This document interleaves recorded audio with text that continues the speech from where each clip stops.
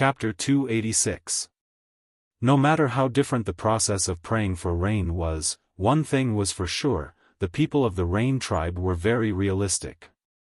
No matter what kind of lies you made up, as long as it worked, they would believe it firmly and carry it out strictly. Otherwise, no matter how much you paid, if you didn't get the result they wanted, they would treat you cruelly. They could push you as high as they could before, but now they could pull you down and step you into the fire again. Take Yang Sui as an example. Compared with the Yinjiao tribe, the status of the Rain tribe's shaman was really low. However, different shamans were different. If the Yinjiao tribe also had shamans like the Rain tribe, they would be in the same situation as the Rain tribe. Xiaofan thought it depended on the people. Yang Sui probably thought that he didn't have much time to live, so he didn't hide his words. There were many things he couldn't say to the people in the tribe because it sounded too rebellious. But it was different for the people outside the tribe, because the people outside the tribe didn't recognize the affairs of other tribes. Yang Sui didn't hesitate to say it and vented his resentment. After a moment of silence, Yang Sui lowered his eyes and swung the oxtail on his hand. He sang in a hoarse voice, "White drizzle, yellow mud road. God in the sky, rain is the clothes." Please, this was a song that many people of the Rain tribe could sing. When did they stop praying for rain? How long had it been? Hundreds of years? Thousands of years? Or even too far to remember? White drizzle, yellow mud road, what kind of scene is it? I really want to see it. Yang Sui said. The records left by the ancestors were not complete, but everyone knew the songs passed down from generation to generation. Unfortunately, no one could imagine what kind of scene was described in this song. No one knew, because those who knew were no longer around. I heard that when praying for rain is successful, the rain falls down in a line, and all the ground becomes mud. People walk barefoot on the wet mud and enjoy the washing of the rain. Yang Sui said. Mud wasn't a derogatory term here. For the people of the Rain tribe, mud was a scene they looked forward to because in most of their memories, the ground was hard and cracked. While they were talking, the girl named Misu, whom Xiaofan had met yesterday, came over with an unconcealed anger on her face. She probably didn't expect to see Xiaofan here. Surprise flashed across her face, but she didn't pay much attention to him. She turned to look at Yang Sui, who was sitting on the ground. Two more quit. Those bastards. Misu was very agitated. Yang Sui tightened his grip on the oxtail and said calmly. If you don't want to do it, then don't do it. Let's see who is willing to fill the vacancy. Those who are willing to fill the vacancy will get double the shell coins. What's the point of adding shellfish? Misu roared. He Chao took them away with shellfish. If you can give him shell coins, why can't he? Yesterday, one of them had already left. It was hard to find someone to fill the vacancy, but now, another one had left. Who else could it be? Who knows if anyone will leave today? The He Chao mentioned by Misu was the shaman's competitor with Yang Sui. Yang Sui won that time, but now, the chief Hang Mang supported He Chao and suppressed Yang Sui. Day by day, Yang Sui's supporters were decreasing rapidly. Yesterday, Yang Sui said that the other side had more than half of his supporters. But the next day, half of his supporters were gone. They probably thought that Yang Sui, the shaman, couldn't pray for rain, and even the shamans who followed him would suffer. Before, there were still some people who followed Yang Sui because of the supporters behind him. But now, under the coercion of the He Chao and the chief Hang Mang, a group of supporters stood on the opposite side. Naturally, there were also some shamans who changed their positions. According to the requirement of praying for rain, all 8 shamans were indispensable. But now, they couldn't find a suitable person to fill the vacancy. If they couldn't fill the vacancy, they couldn't even pray for rain. They failed directly. This was the rule set by the ancestors, and it couldn't be changed. Want to change it? Well, if you could pray for rain, the people of the Rain tribe would certainly not object. But if you couldn't pray for rain, you could only follow the rules. And, Su took 2 deep breaths to calm herself down, and then said, "The oxtail they prepared for you was also taken back and given to He Chao." Not only was the person taken away, but even the well-prepared oxtail was also given to the enemy. Praying for rain? How could he pray? If it went on like this, he didn't need to prepare anything. He just needed to prepare to be burned to death. What should we do? The ceremony will begin tomorrow. Su was so anxious that she walked around the room. Are there any oxen in the surrounding mountains? I can go and look for them. Xiaofan said. No need. Yang Sui waved his hand and raised the dusty oxtail in his hand to Xiaofan, and said, "This is enough. Which oxtail can't be used as a whip?" The ancestors didn't say what kind of oxtail must be. What about the witch? Xiaofan asked. If you need shell coins or something else, I also have some here. We don't need shell coins. We also have some. When Su looked at Xiaofan, her face softened a lot. Although Xiaofan was not a member of the Rain tribe, she was grateful that he was willing to help at this time. But, we don't have enough witch. As soon as Su's voice fell, a voice came from outside, who said it's not enough? Yang Sui, who was sitting on the ground, suddenly jumped up and looked at the door in astonishment. A pair of calloused hands moved away the shabby wooden door that was blocking the entrance. Xiaofan saw 2 middle-aged women with dark complexions coming in one after another. Behind them, there was an old man with gray hair. Although he was old, he was still healthy and his steps were steady. He didn't show much old age. If you don't have enough people, we can do it. The middle-aged woman who came in first said. Mother. Grandmother. Yang Sui looked at the people who came in and was shocked. Mother. Su was also shocked and didn't know what to say. The 3 people who came in were Yang Sui's mother, grandmother and Su's mother. When they saw Xiaofan, they were slightly surprised. But after Xiaofan introduced himself, they showed their friendliness and thanked Xiaofan. They knew that Xiaofan had helped Yang Sui. You. Yang Sui stuttered. What about us? Our ancestors never said that the witch must be young. Yang Sui's mother said. Their ancestors didn't mention it, but in the Rain tribe, women with long, slender, and curvaceous bodies were considered beautiful. Therefore, when they chose their shamans, they would also choose such young women. Some families would even cultivate them from a young age. So far, there had never been a woman who was older than middle-aged to be a witch. After all, the middle-aged women in the tribe were naturally not as tall as those young people because of hard work.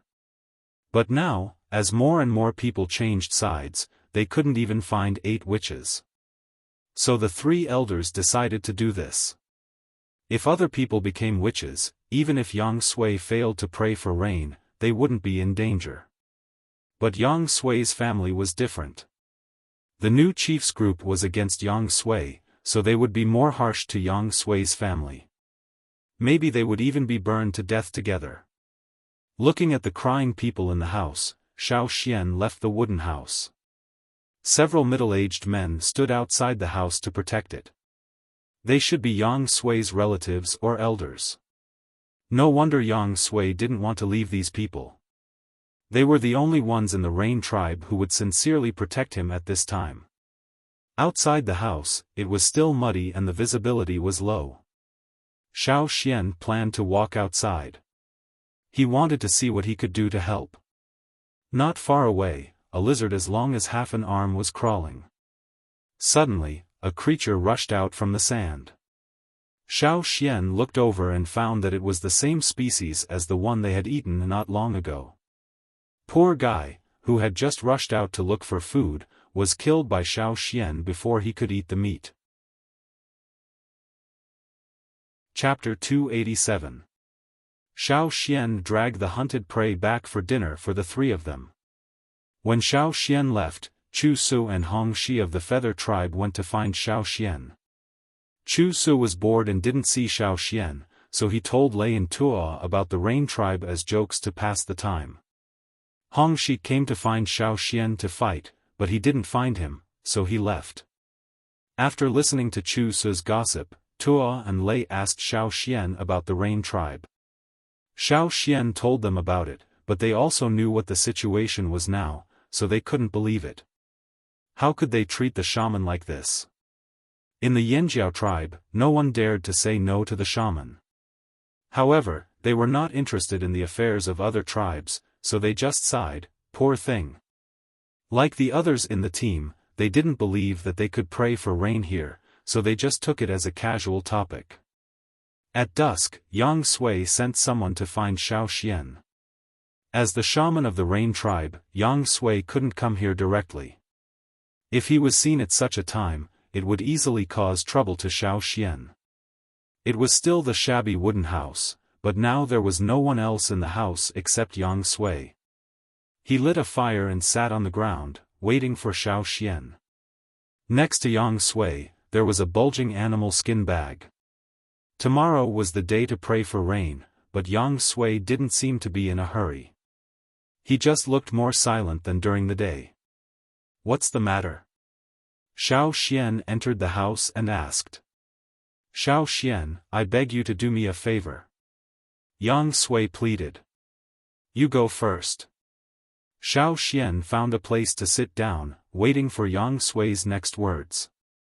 Yang Sui handed the animal skin bag next to him to Xiaoxian. If I can't survive tomorrow, my parents and me Su will be sent out. You, help. Yang Sui probably knew that his request was a little too much, so he stopped halfway. In terms of friendship, Xiaoxian and he were not that close. If Xiaoxian helped him, he would directly go against the Rain Tribe. Before Xiaoxian spoke, Yang Sui hurriedly said, I just want you to help them leave the Rain Tribe. He Chao and the others want to target me. If they leave the tribe, they will be expelled at most, not hunted. Yang scratched his head, if they are expelled, I hope they can go to the Yanjiao tribe, the ferocious beasts mountain forest. I heard that wanderers followed you. He Sui continued to talk about the tribe and Xian, continued to talk about his follow-up arrangements. He mentioned many people but didn't talk about himself. Xiaoxian didn't look at the animal skin bag with the shell coins. He asked, is there no chance? No. Xian, helplessly. Said S's. Said Yang. I hope so. Yang Sui forced a smile. He didn't believe it himself, so he just said it casually. If he could really pray for rain, the new chief and He Chao would be nothing. Yang Sui would not be kicked off the stage, but would stand higher and more stable. But, it was impossible. Don't worry. If I can help, I will definitely help. Cha-Cha also came, but now it's hiding away because of the sand. Xiaoxian didn't return the bag of shell coins. Yang Sui didn't feel relieved until he took them. When the time came, if Yang Sui's parents and relatives were really expelled, Xiaoxian would give them back and draw a map to the Yanjiao tribe for them. Hearing Xiaoxian's words, Yang Sui showed a rare relaxed expression, thank you. Xiaoxian waved his hand and asked, if you can't get rain with one method, can't you use another method? For example, you can use the method of whipping stones to pray for rain. Yang Sui smiled and said in a self-mocking tone, it's no use. Not to mention that the rules set by the ancestors can't be easily changed. In fact, as long as you have the ability to pray for rain, whatever you do is right. If there's a problem, whatever you do will be wrong.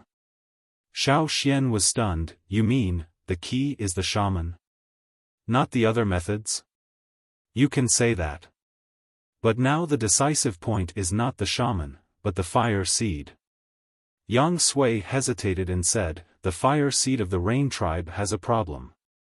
"The fire seed has a problem?" Xiaofan was confused.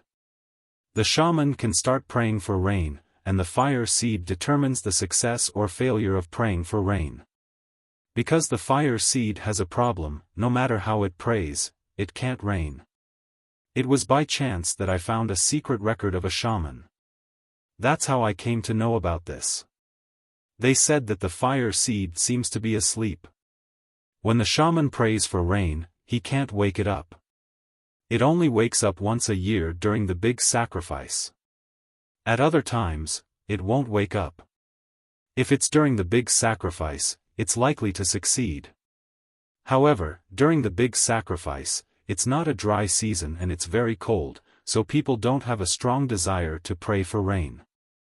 Outside the big sacrifice ceremony, the fire seed is asleep and can't be woken up, so it's impossible to pray for rain.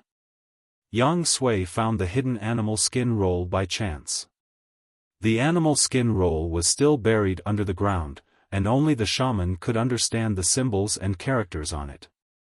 "You can't wake it up?" Xiaofan asked. "If I could wake it up, would have succeeded. I wouldn't have waited until now. Moreover, this situation has been going on for a long time. In fact, the purpose of the rule that the candidates must travel outside is not to find a way to solve the problem. The main purpose of this rule is to choose a stronger person to be the shaman. Only by becoming stronger can the fire seed be more likely to awaken." Yang Sui patted Xiaofan and said, "Don't tell others, or the rain tribe will be in chaos." If the tribe was in chaos, even if the current chief could control it, he couldn't really control people's panic. If it went on for a long time, the development of the rain tribe would become more abnormal.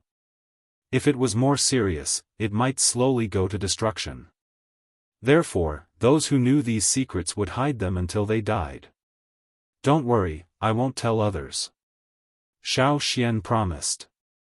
Their Yanjiao tribe was far away, and the rain tribe had no influence on the tribe. Besides, Xiaofan was not a talkative person.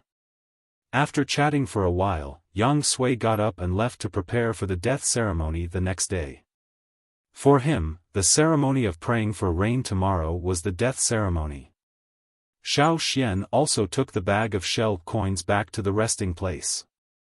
The next day, the sand in the sky was more serious. The wind and sand were flying, and the visibility was even lower. It was like a sandstorm. The people in the team all stayed in the wooden house except for going out to trade and look for food. The weather outside was so bad that they didn't want to go out and eat sand.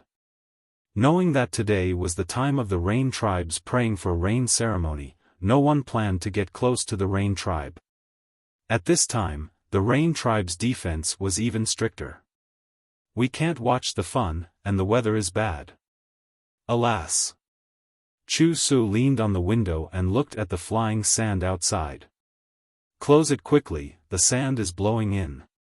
The people in the house scolded. With a sigh, Chu Su closed the window and asked the people in the house, "Do you think the people of the rain tribe can really pray for rain? Do you believe this?" These small tribes just like to exaggerate and brag. Not only the people of the Mang tribe, but also other people had similar thoughts. They didn't really wait to see if it would rain. They took advantage of these 2 days to rest more. Once the weather was better, they would have to set off again. The following road would be difficult to walk, and it would be difficult to find a place to rest. In the rain tribe. On a high platform built above the fire pit, some things needed for the ceremony of praying for rain were put on it. They didn't need to worry about the fire in the fire pit suddenly because they had never seen such a situation except for the time of the great sacrifice at the beginning of each year. A lot of people had gathered around the fire pit, and everyone was whispering. Some people were really praying for rain, regardless of who the shamans were. Their farmland had a lot of crops. Some people just wanted to see Yang Sui make a fool of himself. The people headed by He Chao belonged to the new chief's side. They looked at Yang Sui with gloomy and expectant eyes. They were looking forward to seeing Yang Sui being pushed to the fire by the people of the tribe after he failed to pray for rain. Look over there. It's nonsense. How dare Yang Sui? Are they really going to pray for rain? The rain god will be angry. He Chao followed the eyes of the crowd and saw Yang Sui wearing the yellow and green woven clothes for the ceremony of praying for rain, followed by 8 shamans. He Chao's eyes almost popped out of their sockets when he saw those shamans. They had coerced some people to leave Yang Sui, so that Yang Sui couldn't gather enough shamans for the ceremony of praying for rain. But they didn't expect that Yang Sui would do this. Where was the flexible body like flowing water? Where were the young and soft girls? Where were the shamans that were cultivated from childhood? Why were there several old women? What was that? Was it a ball? Misu's mother once ate a plant by mistake, which caused her bones to change and her body to be fat, looking like a ball. Even if she was starving to death, she would still maintain this fat appearance. The ceremonial clothes made overnight were a little loose, which made her look even fatter. Although Yang Sui's mother was not so fat, her figure was obviously different from those of the young girls. She didn't have the flexible feeling of flowing water. As for Yang Sui's grandmother, needless to say, she stood there conspicuously. The team of 9 people came out of a house near the fire pit and went straight to the altar. Wherever they went, the people around them avoided them like snakes and scorpions. Some people who were slow to react because of shock also stepped back a few steps after coming to their senses, for fear of being mistaken as having anything to do with these people. Some elders in the tribe who thought they were highly respected almost rolled their eyes and fell down when they saw this scene. How dare they? What a mess! What a bastard! Was he fooling the tribesmen or insulting the ancestors? It was certain that he had offended the gods. God! Yang Sui made such a mess. If the gods were angry, would it never rain in the future? Some people who were too old fainted because they were too excited, and there was another riot. The people who were far away couldn't see the situation over there because of the strong wind and sand, but when they heard the news, they were shocked and speechless for a long time. After coming to their senses, they cursed Yang Sui and his family with the people around them. They should be expelled. Burn them to death, they must be burned to death. Burn them to death. Ask the gods for forgiveness. Chapter 288. Stop them. Stop them. The chief Hang Mang shouted and rushed towards them. He had planned to watch them make fun of themselves, so he didn't approach them. But when he saw Yang Sui and the others, his face turned blue with regret. This was not a slap to the face of the new chief, but a provocation to the ancestors. Offending the gods. But thinking about it carefully, it seemed that, the ancestors didn't say what kind of person they should use as the witch. But Yang Sui's behavior was indeed a provocation to the ancestors. In his opinion, it was a very unlucky behavior. When the new chief Hang Mang called people, Yang Sui and the others had already stepped on the steps of the altar of the rain praying ceremony. Once they stepped on the high platform, it meant that the prayer for rain began. Hang Mang, who had chased them here, clenched his fists tightly and almost spat out blood. He didn't pull out his knife and cut Yang Sui. If Yang Sui hadn't stepped on the altar, he would have killed them on the spot, and no one in the tribe would have said anything. However, these people moved too fast, and he was one step late. Hang Mang glanced at the 9 people who were walking step by step to the high platform with his sharp eyes. He still stepped back and didn't approach the fire pit, for fear of being contaminated with bad luck. He couldn't do it now, but when the ceremony was over. Yang Sui, wait for your death. Sacrifice your blood to the gods. Yang Sui didn't look back to see the reaction of the tribesmen, but he knew what would happen to him when he heard the voices below. At this time, he regretted again. Perhaps, he should have given up before, so that the tribesmen wouldn't have reacted like this. He was most worried about his friends and relatives who had followed him up. Thinking of this, Yang Sui's steps slowed down unconsciously. At this time, Yang Sui heard the words behind him. "Since you're here, you can't turn back. Keep going." This was the voice of Yang Sui's mother. "We've come up, and we don't intend to go back." This was Mi Chio's mother. "Don't worry, we'll be with you." This was Mi Chio.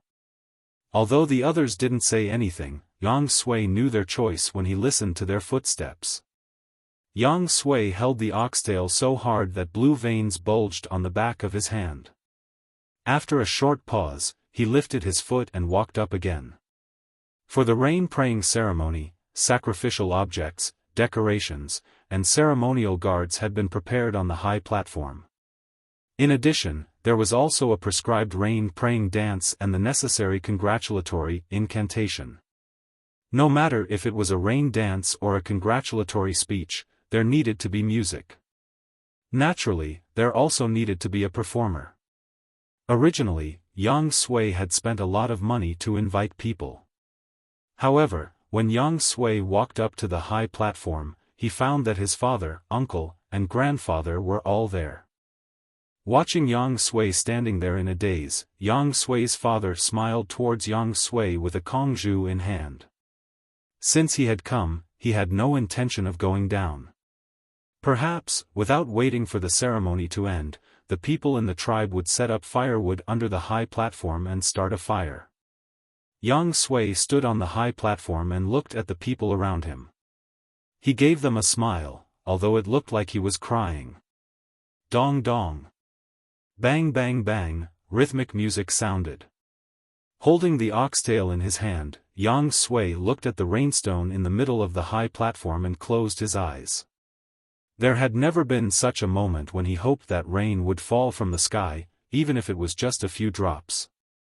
Although he had always doubted his ancestors, questioned the gods, and criticized them many times, at this moment, he really hoped that his ancestors and the gods could help him this time, just this time. He was willing to pay any price. Yang Sui respectfully presented the oxtail to the rainstone with both hands. He waved his sleeves. His wide sleeves were a little stiff due to the material, so they weren't as elegant as gauze and ribbons. However, as he waved his hand, the wooden nut bells tied to his sleeves also moved along with his arm, producing a clattering sound.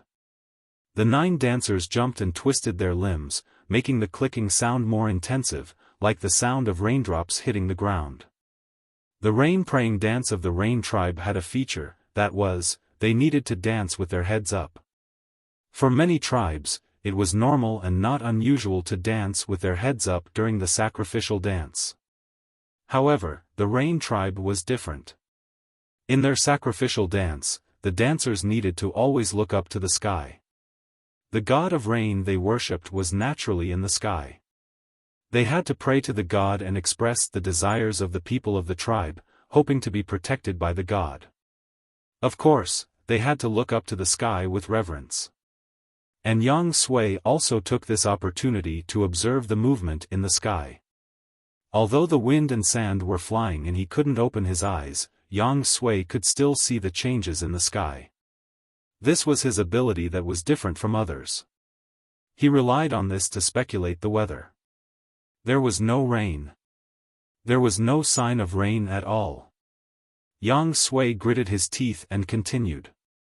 He knew that he was different from others. This was his pride. Perhaps, he could really break the deadlock and do what the ancestors couldn't do? If he worked harder, maybe it would be soon. There was no need for heavy rain, just 2 drops would be enough. 2 drops would be enough.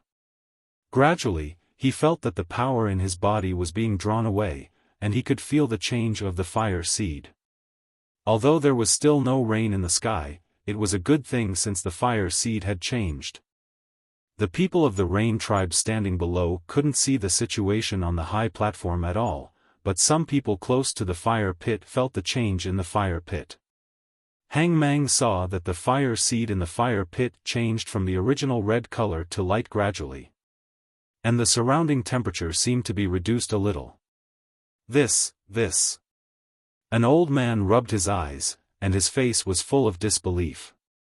The muscles on He Chao's face twitched, and he said, "In the past, when the shaman prayed for rain, such a situation also happened, but he didn't succeed in the end." An old man on the side glanced at He Chao with sharp eyes, which made He Chao's scalp numb. He wanted to say something, but he had to shut up. Although many people supported them, some people were neutral. These people didn't care who was the shaman. They only cared about whether they could succeed in praying for rain. However, soon, as He Chao said, the color of the fire seed changed and the temperature decreased. It began to return to its original state. Those who expected to succeed in praying for rain showed disappointment in their eyes. Yang Sui, who was praying for rain, could feel that his heart was cold even if he couldn't see the change of the fire seed. Even if he had been mentally prepared, he was still very disappointed at this time. It was like after hysterical roaring, he found that the person he wanted to wake up just yawned slowly and continued to sleep. He was unwilling, but it was useless. The dance of praying for rain was almost over. After the fire seed became lighter, it returned to its original color. He Chao's eyes flashed with joy. Looking at the large bundles of firewood not far from the fire pit, he was so excited that his hands trembled a little, and he couldn't wait to laugh out loud. Now, he only hoped that the rain-praying ceremony on the high platform would end quickly. As long as it was over, he could ask people to set up a fire on the high platform. At this moment, at the border of the Rain tribe, Xiao Xian, who stayed in the wooden house, was doubtfully observing a new pattern in the egg-shaped shell in his mind. Xiao Xian had seen the new pattern here. Such a totem was engraved outside the wooden house where they lived. This was the totem of the Rain tribe. Just like the totem of the Drumming tribe, it was far smaller than the totem of the Yanjiao tribe, and it only appeared on the side, near the eggshell. Chapter 289. Above the totem of the Rain tribe was an arc. Under the arc, there were rain-like dots. Xiao Xian counted, there were 8 dots. Around the totem, there were some fog-like things flowing around it. When the totem of the Drumming tribe appeared in this eggshell, Xiao Xian was very surprised.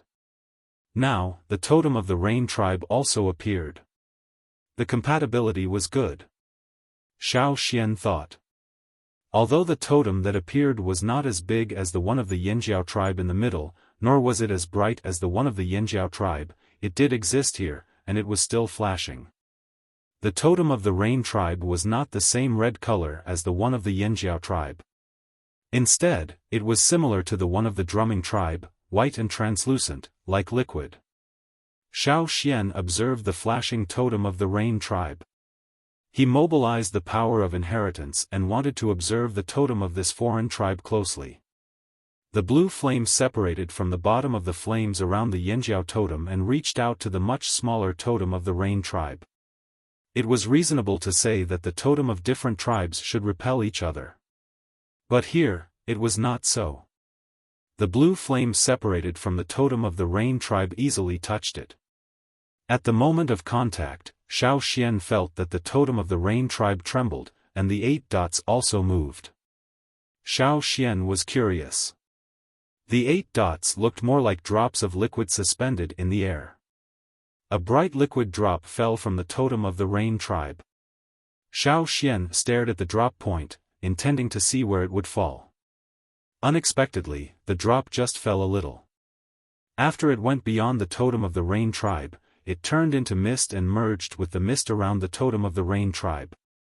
Looking at the totem again, the gap where it originally fell had been filled, and a drop of the same liquid appeared there.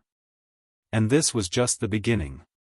As if the starting switch was pressed, the dots on the totem of the Rain tribe gradually began to fall like the previous one, turning into mist and forming again. From 1 drop at the beginning, 2 drops, until 8 drops, all began to move and rotate, looking like it was raining constantly. Somehow, Xiaofan suddenly remembered what Yang Sui had told him about the fire seed of the Rain tribe. Yang Sui said that there was a problem with the fire seed of the Rain tribe. Except for the time of the big sacrifice at the beginning of each year, it was difficult to wake it up at other times. This was also the reason why praying for rain had always failed. But now, Xiaofan felt that this moving totem was like gradually waking up from a deep sleep. Xiaofan's heart skipped a beat. He felt a powerful force from the outside world. Out of the sea of consciousness, Xiaofan looked to the side. Although the room was dark because of the weather, Xiaofan could still see the reaction of Lei and Tuo. The two who were resting stood up and looked in the direction of the Rain tribe. What's going on? Why is there such a strong totem power? Feeling the sudden rejection of the totem of a different tribe, Lei and Tuo opened the door and went out. Outside, the wind and sand were blowing, more so than the previous 2 days. Lei's messy hair was blown up by the wind, and his eyes narrowed into slits because of the sand and dust. They could clearly smell the wind and sand between their breaths. The sky and the surroundings were full of yellow sand and dust. The visibility was very low. It was hard to see this row of wooden houses, let alone the farther place of the Rain tribe. They wanted to see what was going on over there, but all they could see was a piece of turbid yellow sand. Xiaofan covered his face slightly with his hand to block the sand and dust blowing directly. He listened carefully to the sound over there. It was a little noisy and there were too many people. He didn't know what was going on over there. But he could clearly feel the gradually increasing totem power in that direction. Not only Xiaofan, but other people in the team also came out, but found that there was nothing around them. The wind and sand were still strong. They complained and went back to the house. What do you think is going on over there? Is praying for rain so loud? Someone asked. I don't know what praying for rain is like. Anyway, it certainly won't rain. Don't worry about that. I just hope the weather will get better soon so we can leave. In the Rain tribe, on the altar built by the fire pit, Yang Sui and others had finished praying for rain. Finally, everyone knelt down and kowtowed on the wooden board full of sand with their foreheads on the ground. They didn't get up. Yang Sui and others who knelt down were the same. They were silent, waiting for death. From the moment they stepped on the high platform, they didn't intend to go down again. The wooden nut bell was tied with a rope, swaying in the wind and making a clicking sound. It sounded like a shower, but it was just like, not real. The ceremony was over, and the music and dance stopped. Under the altar, the kneeling people got up. Some people were disappointed. Although they had failed for many years, they still held a little hope every time, hoping that rain would really come. Some people had been used to this situation every year, with numbness on their faces. As for the others, they were overjoyed. For example, He Chao, who had competed with Yang Sui for the position of the shaman. He Chao looked at the chief Hang Mang in front of him, took 2 steps forward and whispered, "It's okay." Hang Mang's eyes flashed, and he looked at the old men a few steps away. Among them, there were their supporters and some neutrals. He was worried about those neutrals. Fortunately, the failure of praying for rain didn't cover the disappointment on those people's faces.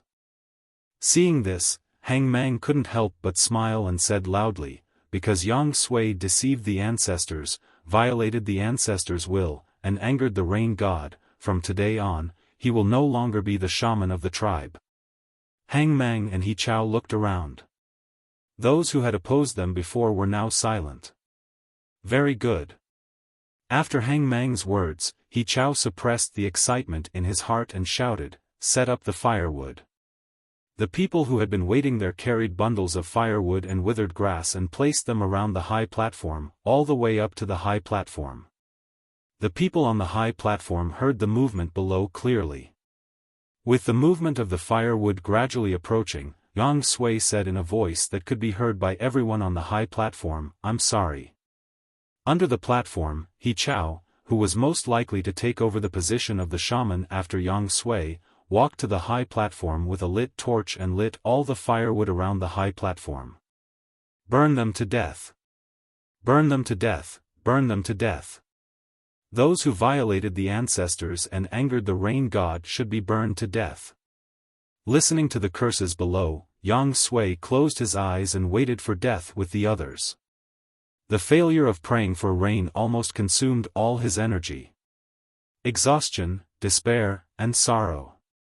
Suddenly, Yang Sui's body trembled, and his closed eyes suddenly opened, full of disbelief.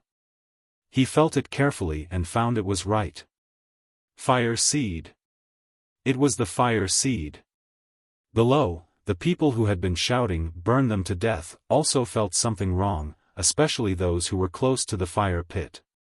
They were so familiar with this kind of power. Every year during the grand sacrifice, they would have this kind of feeling. However, now was not the time for the grand sacrifice, and the situation was different compared with the grand sacrifice. The surrounding temperature began to drop rapidly. Through the firewood, they saw that the color of the fire in the fire pit changed again. It became lighter and became white and translucent. This is, the wind and sand around the fire pit seemed to disappear gradually, and the vision became clearer. An old man, whose palms were full of calluses and cracked skin, rubbed his fingers and felt the little bit of moisture on his fingers. He raised his eyes to the fire pit and then looked at the high platform built above the fire pit. Thinking of something, his originally confused expression turned into shock. He shouted loudly, "Extinguish the fire! Put out the fire! Go away!" Because he was too excited, his voice was a little hoarse. He ran to the high platform, and regardless of the burning firewood, he waved his arms and kicked off all the firewood on the platform. Hang Mang only felt a chill rushing to his head. He was so shocked that he almost rushed to the platform as fast as he could and kicked away the firewood with the old man. The others also reacted. No matter what happened, they just needed to follow the old man. Those who were far away couldn't see the situation around the fire pit clearly, and they could only guess what had happened by listening to the movement. Although they couldn't see clearly, they could feel the familiar power from the fire seed. In the fire pit, the white and translucent flame rose. Starting from the top, it turned into a white mist and rushed out of the fire pit like a dragon out of the water. The surrounding temperature dropped even lower. The firewood that had not been kicked away was extinguished the moment it was swept by the mist. Yang Sui couldn't see what was happening below, and he didn't get up. He just looked up at the sky. Then, his face, which was as stiff as a stone, cracked, and his expression was both happy and surprised. It seemed that the sky was going to rain. Below, around the fire pit, the white mist was like a long dragon. At first, it just hovered around the fire pit, and then as its body grew bigger, the hovering range became wider and wider. People standing near the fire pit couldn't help but step back. They weren't sure what such a change meant, but there was a faint guess in their hearts, a guess that even they couldn't believe. With the hovering of the mist dragon, wherever it passed, the piles on the high platform and the piles of unlit or extinguished firewood seemed to be covered with a layer of frost. The mist dragon was still expanding rapidly, and within a range outside the fire pit, the sense of chaos caused by the sand and dust was quickly disappearing. Taking a deep breath, people could feel a refreshing coolness. There was no smell of sand and dust, which made people feel shocked, as if they had been poured a bucket of ice water. Because of such a change, the other people of the Rain tribe were stunned. They didn't know what it meant, nor did they know how to react now. The chief didn't say anything. Is praying for rain successful? Someone stammered and asked the people around him. Others wanted to refute because of their previous experience, but after seeing the scene over there, they closed their mouths tightly. Chapter 290. The huge fog dragon, which made people look up, circled around the high platform of the fire pit, broke through the wind and sand in the sky, and spiraled up, as if nothing could stop it. At this time, the people on the high platform also saw the white fog belt that they had never seen before.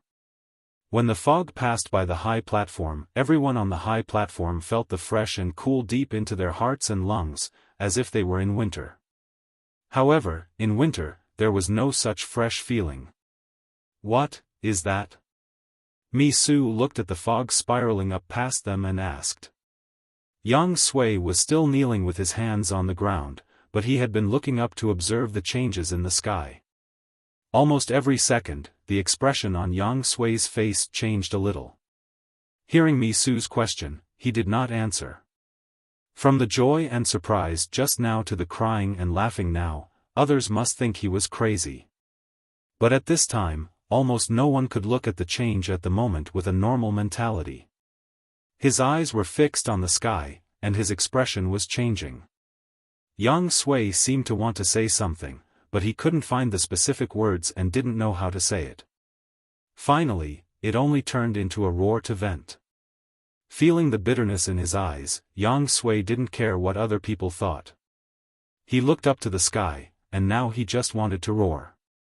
All his emotions and all his words were in this roar. It was going to rain. Yang Sui had never been so excited to tears because of such a change in the sky. He was so excited that he couldn't speak. Could it be that the ancestors were moved? Or the gods were showing mercy? At the border of the Rain tribe, Lei and Tua had already entered the house, and only Xiaofan stayed outside. "Xian, don't eat sand outside." Seeing Xiaofan didn't enter for a long time, Lei shouted loudly. However, after waiting for a long time, only Xiaofan said, "Come out and see." "What's there to see?" Lei muttered. However, since Xiaofan had spoken, Lei and Tua still had to give face to the elder who was not as old as themselves. Originally, they still had some ideas, but after going out, Lei and Tua were stunned.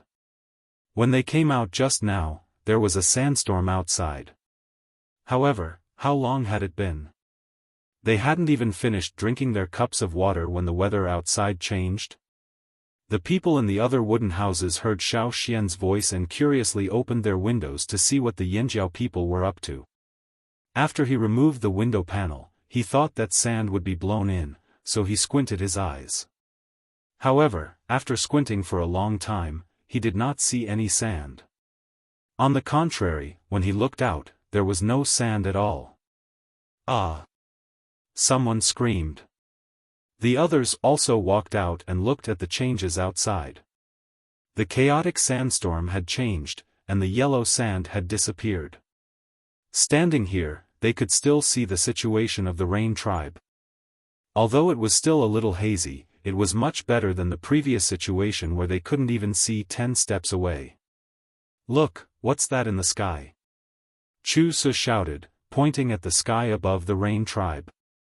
In the sky above the Rain tribe, a long white belt that looked like an ancient giant beast rotated up from below. Its tail was on the ground and its head was in the sky. From the ground up, the long white belt was getting wider and wider. In the sky, there was no chaotic yellow sand. Instead, there were gradually accumulated dark clouds in the sky. The head of the white, giant beast seemed to be the place where the dark clouds were made. From there, the dark clouds spread to the surroundings. The tumbling dark clouds were like an army of thousands of men and horses clad in heavy armor. They forcefully expanded into the surroundings, bringing the heavy sense of oppression to an even further place. They succeeded in praying for rain. Xiaofan looked at the changes in the sky and said. As soon as Xiaofan's voice fell, someone shouted, "Impossible." However, looking at the changes in the sky now, it really looked like it was going to rain. If they were still surrounded by the chaotic yellow sand, they would not believe that there would be rain even if they were beaten to death. However, in the current situation, they felt powerless even if they wanted to refute. Huang Yi and other elders all looked serious. They had been involved in this expedition team since they were young, and had been in contact with the Rain tribe. They had also experienced the Rain tribe's ceremony of praying for rain, but they had never been so shocked as they were now. It seemed that the rain could really be prayed for. Xiaofan observed the totem of the Rain tribe in the eggshell in his mind. It was still flashing, and the droplets on the totem were rolling faster. The humidity around was getting heavier. A water droplet the size of a grain of rice fell from the sky. Its size was not conspicuous, but under the gloomy sky, under the unblinking gazes of the crowd, this water droplet was still discovered by some people. It was different from the ordinary raindrops, but with a little white. Under the gloomy sky, it was like the shining light emitted by the underwater creatures in the deep sea. Thud. The raindrop hit the ground, making a soft sound. Thud, thud, thud, thud, thud, thud. More and more sounds appeared, and they were getting denser and denser. Looking up at the sky covered with thick dark clouds, the white light spots fell straight down, like scattered meteors. At first, it was just some raindrops, but soon, these raindrops seemed to be strung into a line, falling down little by little.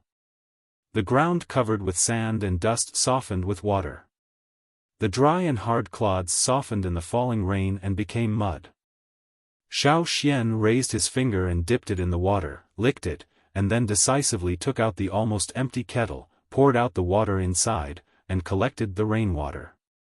Because it was a gourd with a thin mouth, Xiaofan also went to find a leaf, let the rain wash it clean, and then swirled it into a funnel, inserted it into the mouth of the gourd, and began to collect the water. In addition to the gourd, there were water bags made of animal skin bags, and Xiaofan also took them for backup. This area was too dry, and it was rare to encounter rain, so naturally, more water was prepared. The water of the Rain tribe looked extraordinary. Maybe this water could help them in the future. Seeing Xiaofan's behavior, Lei and Tuo did not say much and did the same. The other people in the team looked at each other and looked at the elders who brought them out of the tribe.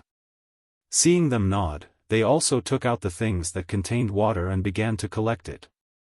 In the Rain tribe, it was crazy now. Under the rain, people ran like madmen, trampling on the muddy ground, screaming and roaring. Just like Yang Sui, he didn't know what to say. His mind seemed to have lost all reason, and he just wanted to roar at the moment. The rain came. It really succeeded in praying for rain. White drizzle, sandy yellow mud road. How many years had it been? The few who died with regret, never having seen the scene in the song until their deaths. And now, all the people in the Rain tribe who were still alive had witnessed this scene. How could they not be excited? Why not be crazy? However, for He Chao, his mood was completely different. Others felt cool, but he felt cold to the bone, shivering and wishing to shrink himself into a ball.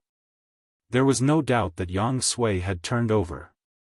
Not only did he turn over, but he might even reach a height that no shaman of the Rain tribe could reach in these years. Thinking of his previous actions, He Chao only felt a deeper chill. The falling rain was like a heavy hammer, hammering his body again and again, causing him to be unable to breathe. He gasped for air, but he was choked by the rain. On the high platform, Yang Sui felt the falling rain. He got up and walked to the edge of the platform, looking at the crazy crowd under the platform.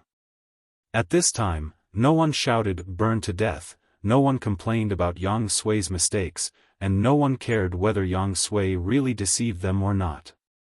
They only believed in their own eyes and believed in the result. This rain was undoubtedly the best proof. All the stains, whether true or not, would be washed away in this rain. No one knew who saw Yang Sui on the high platform first, or who knelt down first, but it triggered a rapid chain reaction. A large number of people knelt down in the muddy water and knelt down devoutly towards the high platform at the fire pit. This was a scene that had never happened for at least hundreds of years. Maybe some chiefs had been treated like this, but none of the shamans had. Yang Sui became the first shaman to receive such a high level of treatment in these years. What? The chief said he wanted to change the shaman? I don't agree. I won't agree even if you beat me to death. You want to change the shaman? If you have the guts, step over our dead bodies. As He Chao thought, Yang Sui would definitely reach a height that those ancestors could not reach in the future. Among the people kneeling under the high platform, including the high-ranking elders in the tribe and the new chief Hang Mang, their behavior showed everything. Looking at the situation below, Yang Sui's excitement gradually calmed down. They could throw Yang Sui into the fire pit without hesitation, and they could also put Yang Sui on the throne with sincerity. Chapter 291. The dusty weather had passed, and the team would not stay in the rain tribe. Huang Yi and others decided to set off tomorrow, and the rain would not last until tomorrow. The rain had become smaller, and the rain that fell down in silk threads had now become drops again. The thick clouds in the sky had begun to open, and the golden Yangguang poured down. It was believed that it would not be long before the sky would clear up. I didn't expect that they could really pray for rain. Tuo was amazed. Is that why it's called the Rain Tribe? Lei said. Not only Lei and Tuo, but others were also shocked even if they didn't say it. The scene just now was enough to impress them. Didn't the shaman of the Rain Tribe say that he would be burned to death? Was he burned or not? Someone asked. Nonsense. That means he would be burned to death if he couldn't pray for rain. Such a heavy rain is all thanks to the shaman. I think the status of the Rain Tribe's shaman will be elevated. More than elevated. According to my understanding of the Rain Tribe, if the shaman really prays for rain successfully, he will definitely be the most powerful person in the tribe. No one will refute him, and his status will be higher than the chief. Indeed, now the people of the Rain Tribe simply regarded Yang Sui as a god. Even if Yang Sui asked them to kneel down and lick his toes, they would do it. Xiao Xian checked the totem of the Rain Tribe in his sea of consciousness.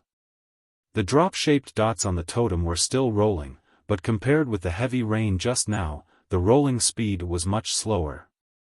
The weather soon became clear.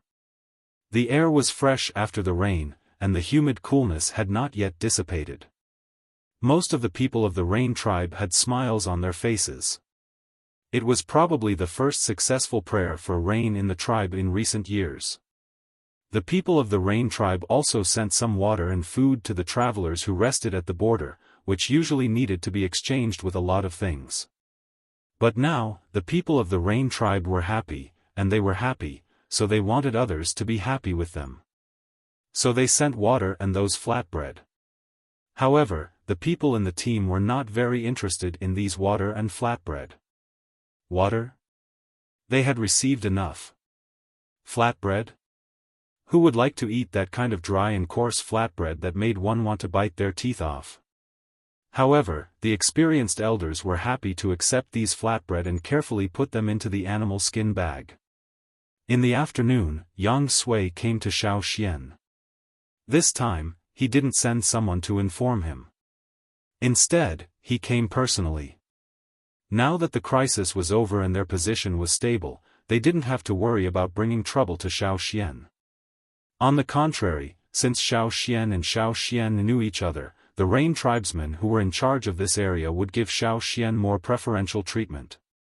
Compared with the previous 2 days, Yang Sui had changed into clean and tidy clothes, and the embarrassment when he prayed for rain had disappeared. After only 1 day, Yang Sui looked much more mature. No one knew whether it was because of this incident or because of other reasons. In short, he looked like a dog and had quite the style. Yang Sui only had Miruo with him, and no one else. Congratulations. Xiao Xian said. He took out the bag of shell coins and handed it to Yang Sui. Take this back. Take it. I don't need it now, Yang Sui said.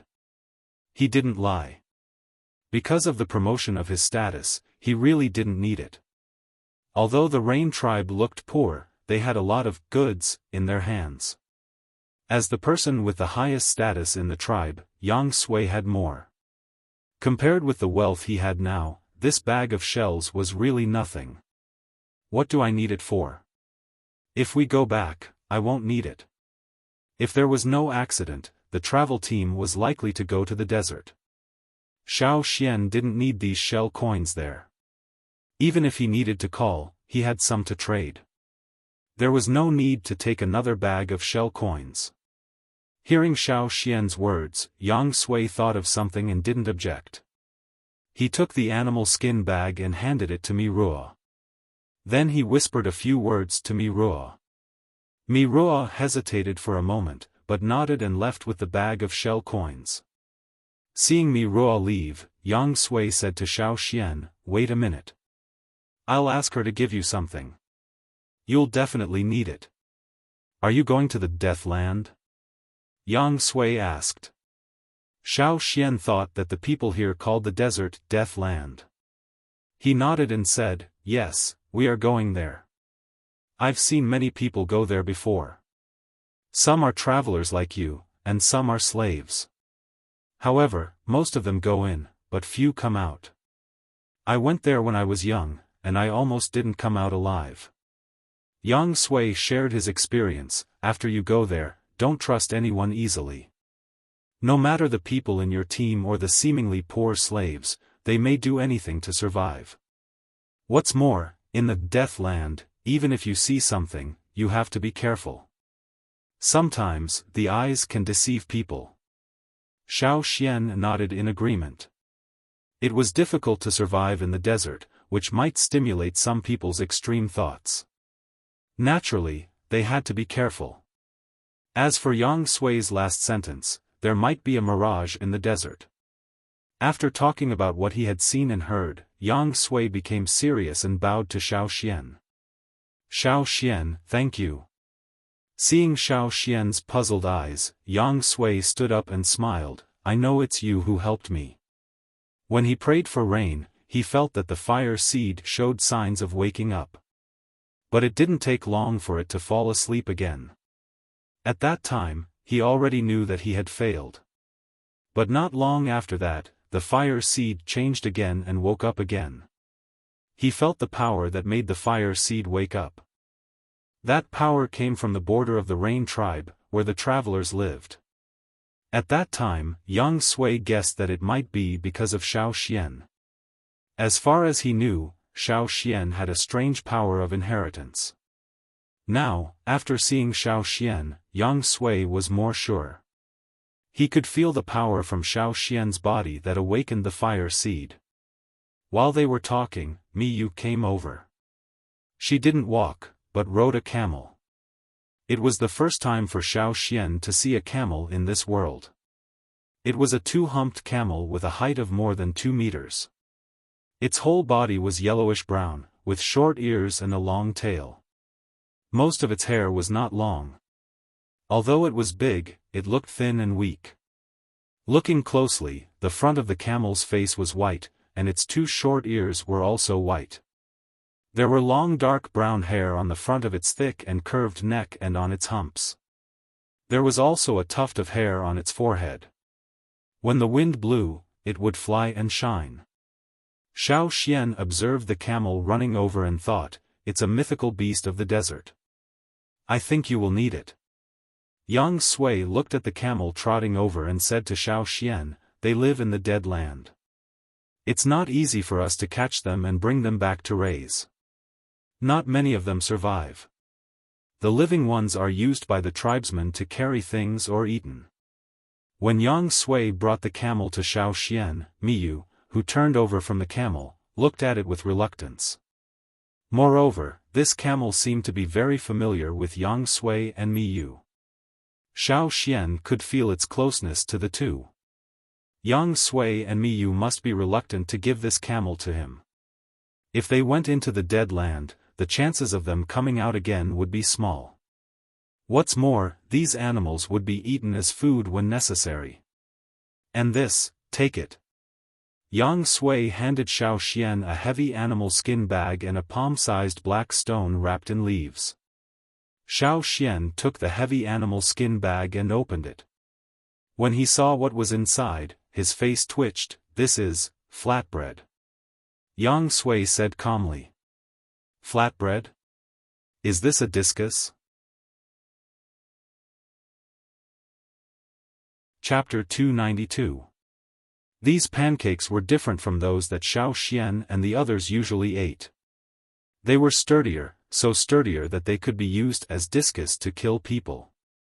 Xiaoxian broke off a piece from a pancake and felt the strength. Without the strength of a totem warrior, it would be very difficult to break off a piece from a thick pancake. Xiaoxian put a small piece into his mouth and chewed it. He felt that this kind of pancake should be labeled, "Do not eat those with bad teeth." "It's hard. But it's filling," Xiaoxian commented. "It's a must-have for us travelers in the remote areas. Different from trading with others, these pancakes are made by our tribe for our own people. Generally, we won't trade them. There is little food in the wasteland. With these, you can at least survive temporarily." Yang Sui handed a black stone wrapped in tree bark to Xiaoxian. "You can use this too." "What is this?" Xiaoxian felt the coolness on the black stone and guessed, "Rain stone?" This is indeed a rain stone, but it's not an ordinary one. You can only find a small one like this in 1,000 rain stones. We call it the spiritual rain stone. It's a gift from the gods. It can help people in the tribe survive the driest season. Xiaoxian touched the surface of this small black stone. Just for a while, the part that touched the leaves had a layer of moist mist. But the part that didn't touch the leaves evaporated even if it formed a layer of mist. It was indeed a magical tool for water production in arid areas. "Thank you." Xiaoxian didn't refuse Yang Sui's kindness. He wrapped the small stone with leaves again and put it in a clean animal skin bag. "Don't thank me.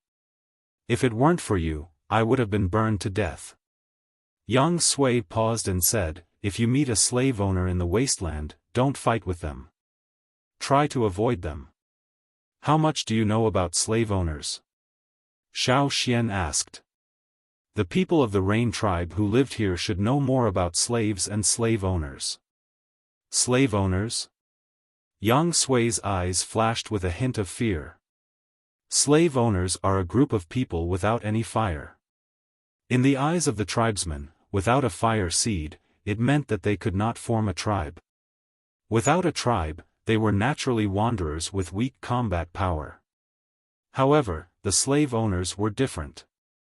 They didn't have a fire seed, but they had great power. They could even create more powerful slaves. Where does their power come from? Xiaoxian was puzzled. "I don't know." Yang Sui shook his head. "Maybe that's the reason why people from the central region go there again and again." In the records of the ancestors of the Rain tribe, it was mentioned that the slave owners had the ability to make the people in the central region fear them. 1,000 years ago, they appeared and stirred up a storm. Many tribes were wiped out because of this. After that, they all entered the land of death. Because of this, many people were extremely puzzled. There were also people who entered the land of death in order to find the answer. However, it was always the case that more people went in than came out. Some became slaves, and some died. Only you people from the central region often go there. If you see something shocking, come back and tell me. Yang Sui said with a smile. "Okay." After talking with Xiaoxian for a while, Yang Sui and Misu left. Some people of the Rain tribe were looking for Yang Sui. The shaman had many things to deal with, but Yang Sui asked them to wait first, so they gathered not far away and waited obediently. Looking at the respectful appearance of those people waiting in the Rain tribe in front of Yang Sui, at least in recent years, Yang Sui's status was stable. Xiaoxian carried the disc-like flatbread and the rain stone. He looked at the camel with a face like a mythical beast. Mi Su said it was called mud. In the Rain tribe, mud was not a bad word, just like mud, which was a lucky word. What was mud? Soil and water. For the Rain tribe, which lacked water, it would be good if the soil was like mud instead of dry and cracked hard blocks. Let's go, mud. Xiaofan led the camel to the wooden house where they rested and tied it at the door of the house. Lei and Tua thought that Xiaofan brought the camel as a spare food in the future, so they looked at the camel with shining eyes. Hey, with that kind of thing, we will be slowed down. It's better to eat it now. A man of the Tianshan tribe said. What he got in response was a long puff from the camel's trembling lips. Huang Yi and others were no strangers to camels. They did not express any other opinions about Xiaofan taking the camel. They only asked Xiaofan to pay attention and not fall behind. The next day, the traveling team left the Rain tribe and headed for the desert. As Xiaofan expected, the further they went, the more serious the desertification was.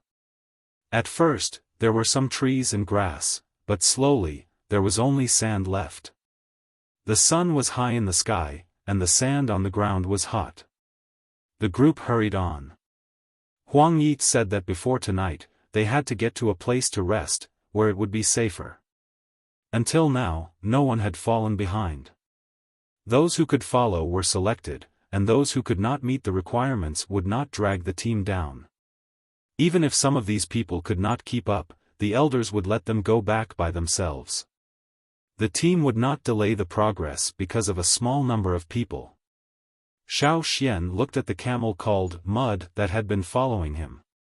On its body, it carried several animal skin bags with food and stone tools, as well as several pieces of animal skin. However, it still followed the team closely and did not fall behind. Xiaofan and the other two were much more relaxed. Although they could carry it themselves, and the weight was nothing, it could reduce some of the load and they could better maintain their physical strength. Coming to such a dry land for the first time, Lei and Tua were somewhat unaccustomed to it, so it was easier to reduce the load. Other people who came here for the first time were also unaccustomed to it, but they did not have a camel to help them carry it. At first, they were cynical, but now after running for a while, they glanced over there with envy and jealousy. In order to resist the strong Yangguang, the camel's brow bone was very high. In order to resist the wind and sand, the camel's eyelashes were also long. When this fellow raised its neck and looked down at people, tut, that noble and indifferent look was funny. In the sky, the 5 eagles had been following. Sometimes they saw some movement in the desert and rushed to fight for food.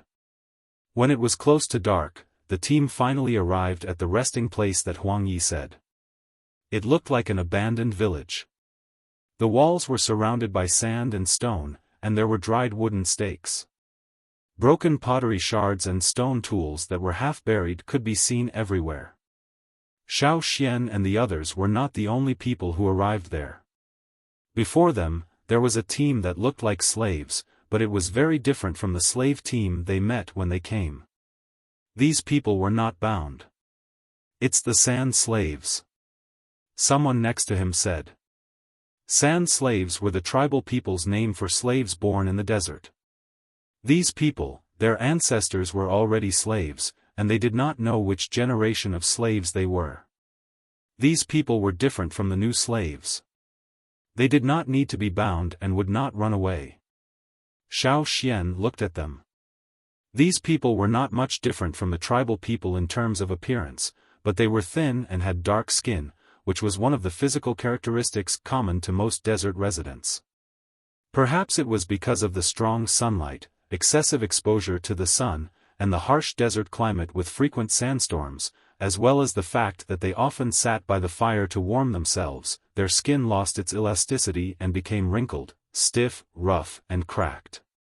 Their teeth were yellow, their feet were bare, they did not wear any protective footwear, and their feet were larger than the average person.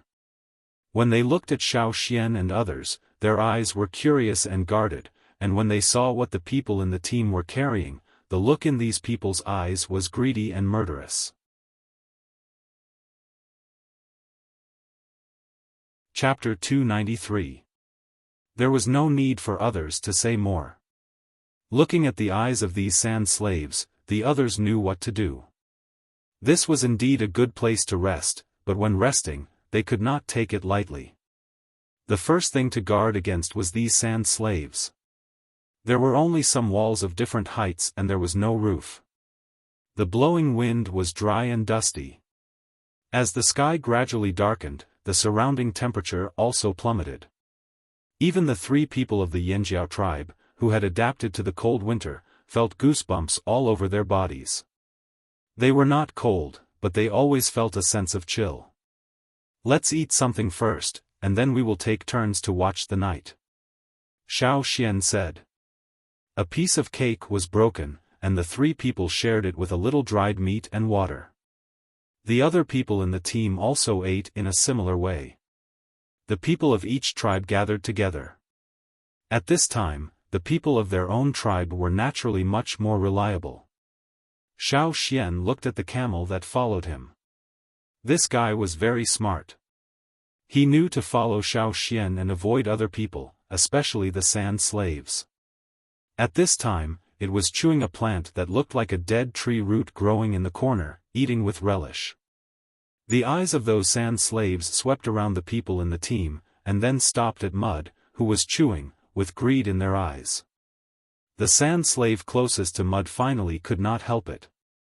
Sand slave, who had dark skin, seemed to be covered with a layer of protection in the night. He held a sharpened bone spur and rushed out like a predator in the night. Although his ultimate goal was the camel, the first thing he had to deal with was Xiaofan next to the camel. There were no other unnecessary movements, everything was only the pursuit of speed. Accurate. Ruthless. Enough to kill with one blow. If Xiaofan were to be pierced by the bone spur, his chest would be pierced through.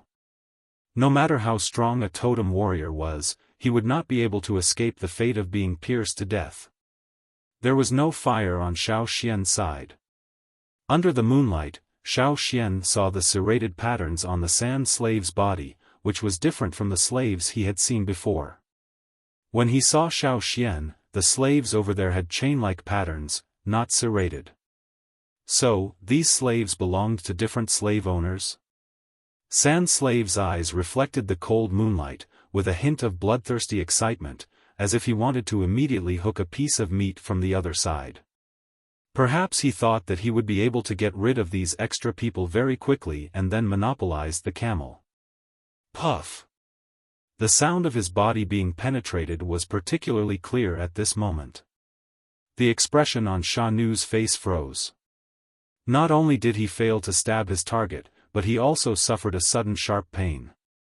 The stone saber had a powerful penetrating force, like a fierce beast, and fiercely pierced into Sha Nu's body, and then easily sent him flying. Bang! Sha Nu, who was sent flying, fell to the ground and lost his breath. Xiaofan waved the stone saber in his hand, shook off the blood on his body, inserted it into the sand in front of him, and then looked up at the group of sand slaves over there. Several sand slaves saw the people who did not get up after falling to the ground. There were no expressions of surprise or fear on their faces, just curiosity and sizing them up. It seemed that they were re-evaluating Xiaofan's fighting power and the threat of this team. Among the group of sand slaves, there were several strong people. They were not as thin as other sand slaves. No other sand slaves approached within 2 steps of them. They glanced at Huang Yi and others, and then continued to do their own things. They skewered an unknown creature on the bone saber and roasted it on the fire. Because there was limited firewood in this place, the fire that could be ignited was not big, and the fire was also limited. Some of the meat was not roasted, but they still ate it. When they bit, they also brought out some animal viscera and blood. That should be a higher-level slave, right? Tua asked Xiaofan. Xiaofan nodded. You sleep first, Lei and I will keep watch. Because of such a disadvantageous situation, Xiaofan decided that 2 people would keep watch at night, 1 person would sleep, and then take turns to rest. 2 people were safer than 1 person. The threat of these slaves was too great. No wonder the people in the tribe were so afraid of slaves. They didn't take the lives of their companions seriously, so they didn't have to worry too much. Xiaofan went to the sand wall and sat down. Some sand was piled up at the foot of the wall. Xiaofan stabbed it with the stone saber and found something. The tip of the saber lifted some sand, and Xiaofan saw a white bone.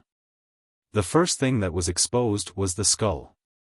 The evening wind blew the sand away, and more parts of the skull were exposed. Xiaofan looked at the crack on the skull, which seemed to be caused by a sharp weapon. It was not that Xiaofan had stabbed it with a saber. The crack on the skull had been there for a long time. Looking carefully at the wound on the skull, Xiaofan picked up the skull and gave it to Lei. Look. Lei was staring at the sand slaves fiercely. Compared to those sand slaves, whose eyes were more ruthless, he heard Xiaofan's words. He retracted his gaze and took the skull. He was not afraid of these, and directly took it in his hand and looked at it carefully. Lei had followed the hunters since he was a child. He was very familiar with the wounds caused by the beasts. He could distinguish which ones were man-made and which ones were injured by other beasts. Seeing the long crack on the skull, Lei's eyes flashed, and his vigilance became stronger. He no longer paid all his attention to the sand slaves, but divided a part of his attention to the surroundings. Compared with other people in the team, the people of Yanjiao knew the least about this desert. After all, they had no elders to tell them the details, so they could only judge based on their own experience. Don't expect the people of other tribes in the team to tell you much.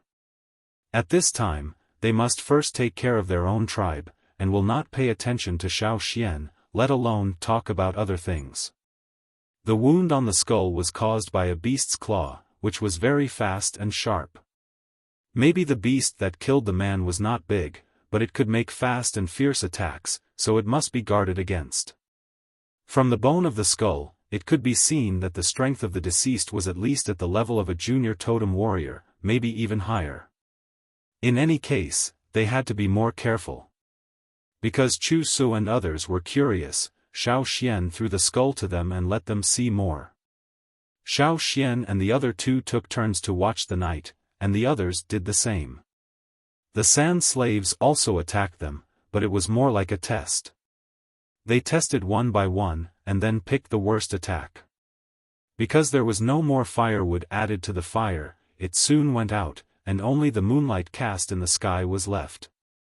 Some tribes in warm areas were wrapped in 2 layers of animal skins at this time, because they were not used to such cold. Huang Yi and several elders looked at the people in the team, and finally their eyes fell on the 3 people of the Yanjiao tribe. As warriors who participated in this kind of long journey for the first time, the 3 people of the Yanjiao tribe were the fastest to adapt. At night, they tested and fought again and again. Every once in a while, there was always a sound, maybe it was the sound of weapons clashing, or the sound of being chopped and fought. There was more and more blood around, and some insects living under the sand were attracted by the blood. They crawled out and sucked the flesh and blood in the sand. If they were not full, they would target other creatures. Xiaofan could always hear the sound of the camel's hooves stepping on the ground. When he looked over, several insects had been trampled to death by the camel's feet. Then, the camel ate all these insects. Xiaofan didn't know if other camels were like this, but this one didn't seem to avoid meat and vegetables. This was also good, because it was easy to raise. The next day, when the sun came out, the sand slaves had left, and the dead sand slaves were left behind. Not long after, they became white bones again. Chapter 294. What came into view was a sea of sand. The sand dunes formed by the wind stretched into the distance. Looking up, there was no vegetation. The exposed rocks of different sizes formed a variety of strange shapes under the erosion of the wind and sand. Xiaofan looked at the rock above his head that looked like the big head and slender neck of an ET alien. He had a feeling that the rock would not be able to withstand the wind and collapse. After half a day of trekking, the team rested here, and they could use these rocks to shelter the hot Yangguang. At this time, if an egg was hit on the ground, it would be cooked immediately. "Where did the man from the Mang tribe say we were going?" Tuo asked. "Luoya City." Xiaofan said, "It's the territory of the slave owners." 2 days after entering the desert, Huang Yi told Xiaofan where the destination of this trip was. Before, Xiaofan had asked many times but failed to get an answer, only a "you'll know when the time comes." And on the way, Xiaofan and the other two could clearly feel the rejection of other people. It seemed that this time they were just taking them through the motions, and they were not arranged in the plan. In particular, the people of the Tianshan tribe were not only on guard against Xiaofan and the other two, but also with obvious hostility. They often pointed their arrows at Xiaofan and the other two, and the two sides almost fought several times. The people of other tribes would have elders to inform them of the relevant information. Only the 3 people of Yinjiao did not say much to them. Even Chu Su and others, who usually talked with the 3 people more often, wanted to say something but stopped many times. They did not dare to talk nonsense. Now, they were finally told that they were going to a place called Luoya City that belonged to a slave owner. As for the person who had kept his mouth shut previously, he was now able to reveal more and speak more casually. Some people in the team seemed to be superior when facing the 3 people of Yinjiao, probably like urban intellectuals looking at the country bumpkins. The concept of city was quite strange to the people of Yinjiao. In their knowledge, they only knew the concept of the tribe. As for city, it was vague. If there was no explanation from Xiaofan, Lei and Tuo would still be confused. A city? I really want to see if it's bigger than a tribe. By the way, Xian, who do they think is the biggest person in the city? Chief? Ray asked. No, I heard it was the Lord, said Tuo. Master is called that by slaves. Others are not. Ray corrected. It's king. In the city, the highest ruler calls himself king, Xiaofan said. From Xiaofan's understanding of the situation, there were many slave owners in this desert, with their subordinates entrenched everywhere. The place where each slave owner lived was called a city, not the tribe that the tribesmen were familiar with. It was reasonable to say that the slave owners and the tribesmen could not coexist peacefully, but there were always a few special places that existed. Luoya City was one of the most special cities in the desert. In the past, the king of Luoya City was also a slave owner who hated the tribes very much. Generation after generation, the ruler of Luoya City was changing, and so was the style of Luoya City. The biggest change happened 20 years ago. The former Luoya City king, because of his lustful nature, snatched a lot of beautiful female slaves and gave birth to a bunch of sons and daughters. Originally, under normal circumstances, only the descendants of slave owners and slave owners could inherit the powerful abilities of their parents. Because of this, many slave owners did not take the descendants of those slaves seriously. They directly threw them into the slave trade and raised them as slaves. Until 20 years ago, there was a strong counterattack. The father of the counterattack was a slave owner, and the mother was just a low-level slave with no ability. But it was such a person who fully inherited his father's ability and talent. After adulthood, he was even stronger than his father. Later, the counterattack not only killed his slave owner father, but also the slave owner queen, along with his half-brother who was about to inherit the throne. The counterattack, who shocked many jaws, was now the highest ruler of Luoya City, the largest slave owner of Luoya City, and became the Luoya City king. When they heard this, Lei and Tuo were very puzzled. Probably this was not in line with their three views. In the Flaming Horns tribe, even if it was a competition, it could not be fought in such a bad way, let alone brothers who were related by blood. However, after all, that was other people's family business. Besides, their chief did not find so many people to have a large number of descendants. The shaman was watching. The Luoya city king should be the best slave owner for the tribes, right? Otherwise, it would be impossible to let the tribes enter the city. Tuo said. Then we have to go into the city and see. Xiaofan said. He did not think that the Luoya city king, who cut his father and all his brothers and sisters, would look at the tribes differently. The most likely was that he used the tribes to fight against other slave owners. After all, a counterattack that shocked countless jaws, the price to pay must be quite high. Let's go, set off for Luoya city. Lei looked at the people who got up and said. After the team set off again, they walked for another 2 days. Sometimes they could not find a suitable place to rest, so they went directly into the desert. They also encountered some desert beasts that came out at night. 4 people were lost in the team, dragged under the sand, and could no longer be found. On the 5th day of walking into the desert, the team continued to move forward under the sun. Compared with the travel teams that Xiaofan had seen, this team was the most abused. The hot and dry air waves swept over the boundless desert. The wind was blowing, and the wind was whirling. The sand was blown into a dune. Not far away, on a tall hill that looked like a mountain, some grains of sand were blown up and blew over the ridge. The main body of such a tall dune had existed for many years. It may be hundreds of years, thousands of years, or even longer. Look, there's someone over there. It was not only someone who shouted. Looking sideways, there was a tall hill in the distance. On the ridge, there was a group of people walking on a camel.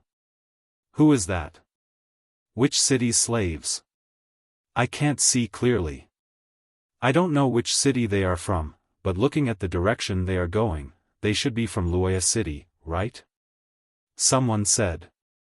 Don't worry about it. Keep going, we're almost there, an elder said. When encountering slaves, as long as those slaves did not take the initiative to look for trouble, the travel team would not attack them at will. They had to save their strength to hurry on the road and did not want to spend more effort to deal with those slaves. As they continued to move forward, Xiaofan found that the team was going in the same direction as them, and the camel he was leading began to get excited. Did they see the same kind? Xiaofan pulled the somewhat excited camel and did not let it rush forward. There seemed to be some other smells in the air, floating with the wind. The camel next to him was even more excited, and it seemed to want to run over. Not in the direction of the team, but directly ahead. Luoya city? Lei also smelled other smells in the air. Because they often hunted, they were very sensitive to the changes in the surrounding smells. In addition to the changes in smells, there were also some sounds. After another hill, Xiaofan saw the destination of their trip, Luoya city. At this time, the sun was already slanting towards the horizon. The orange sunset shone on the vast desert, and looking ahead, there were large tracts of leaves with the same color as the sunset.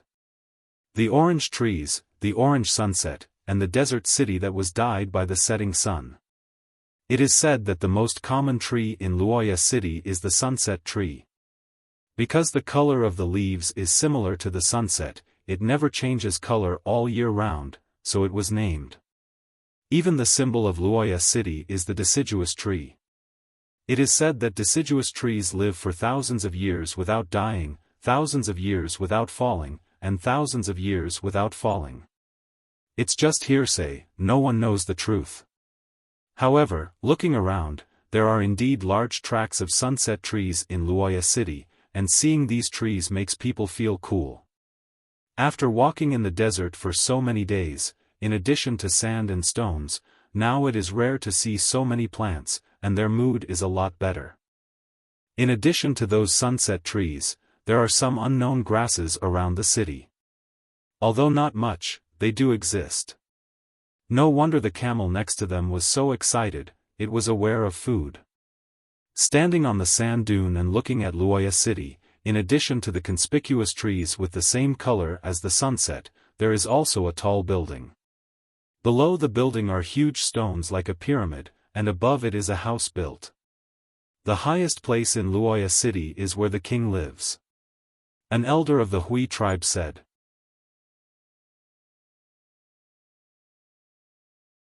Chapter 295. At the highest point was the king's palace.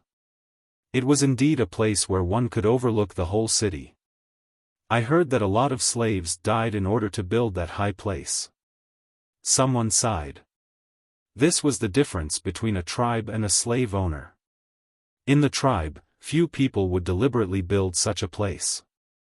At most, they would build the house on a high place, such as a tree or a mountain, and would not spend a lot of manpower and material resources to build a high palace.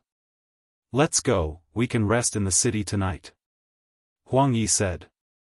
Other people rarely raised their spirits, and they were very curious about the city where the slave owners lived.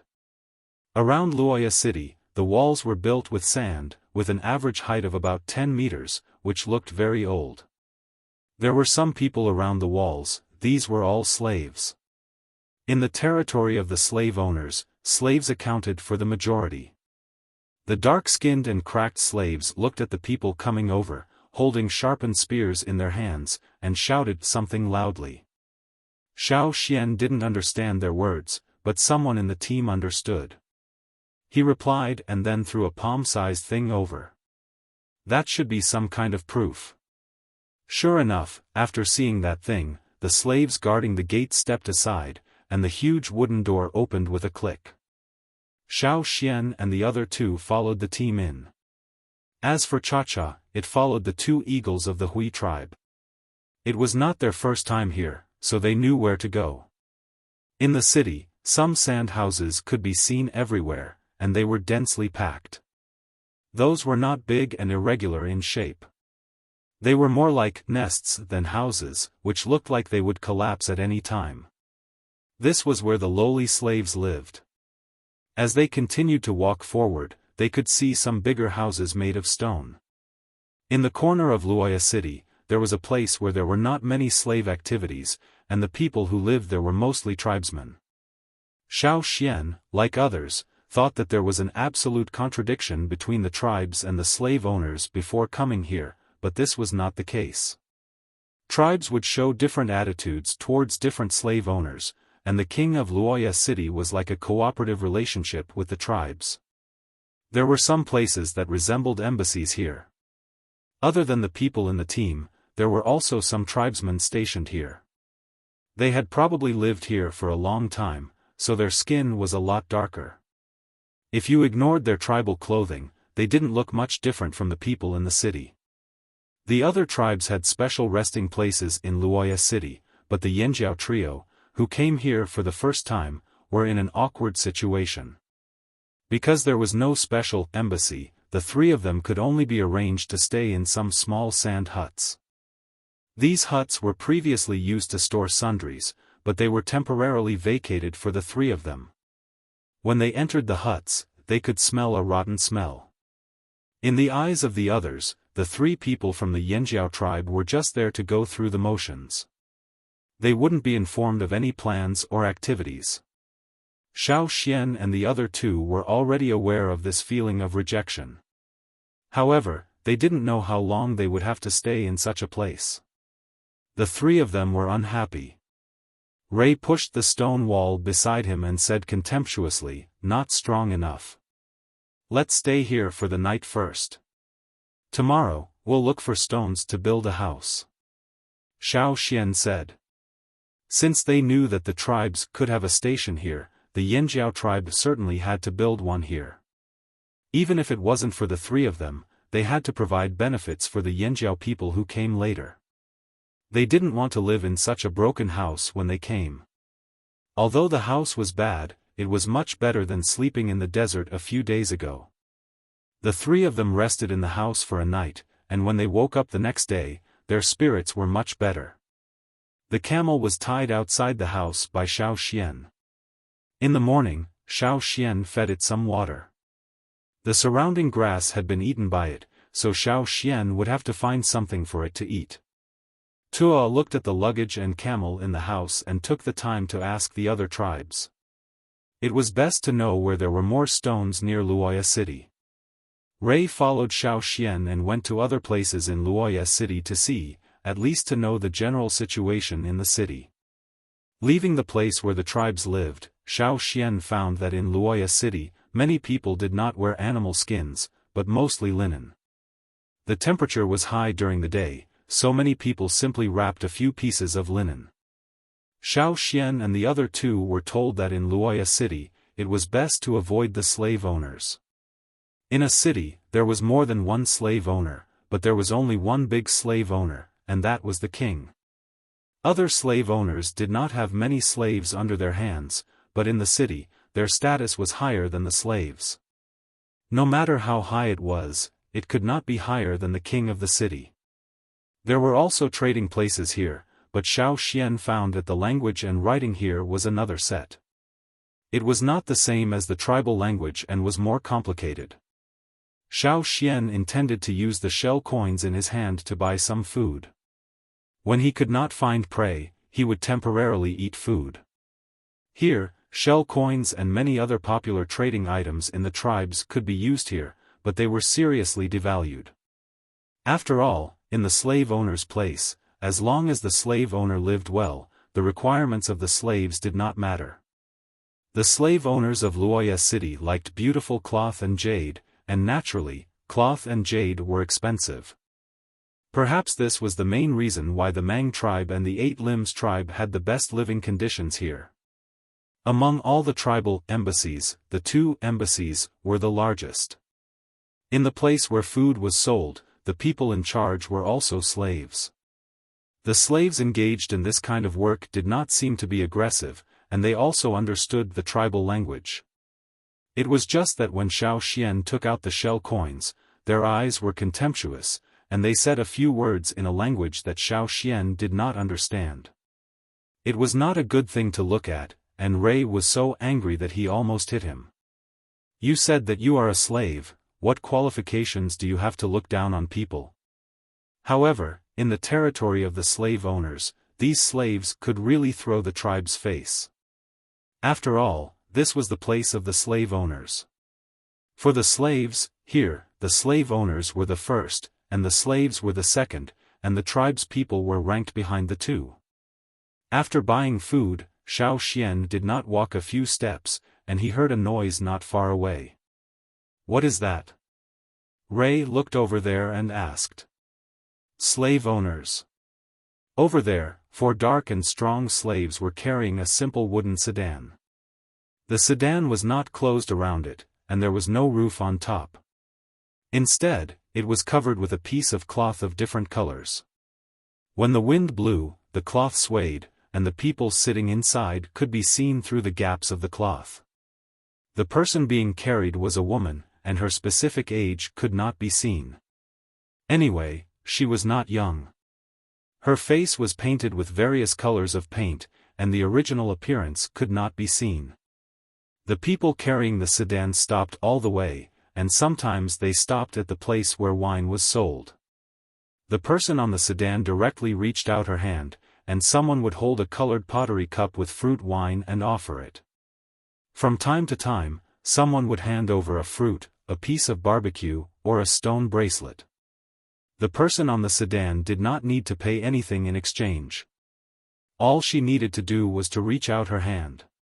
This was the absolute class. The life of the slave owners is really good. Ray said with emotion. Remembering the warnings of the other people in the team, Xiaofan saw the person being carried coming over here, and quickly left with Ray. In the territory of the slave owners, they could not reason with them. Right and wrong were defined by them.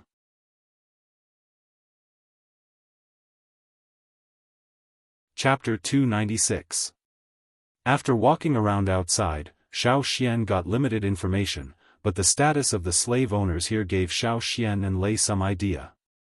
In this city, the slave owners were the masters, and right and wrong were defined by them. What bothered Xiaofan was the words and language of the slave owners. His understanding of the language used by the slave owners was limited to the words engraved on the slaves, because those words also appeared in tribal communication. Xiaofan had seen them in other travel teams before, so he knew them. But here, it was difficult. Xiaofan's side was not going well, and Tua, who stayed in the broken house, did not get good news either. Can't act at will?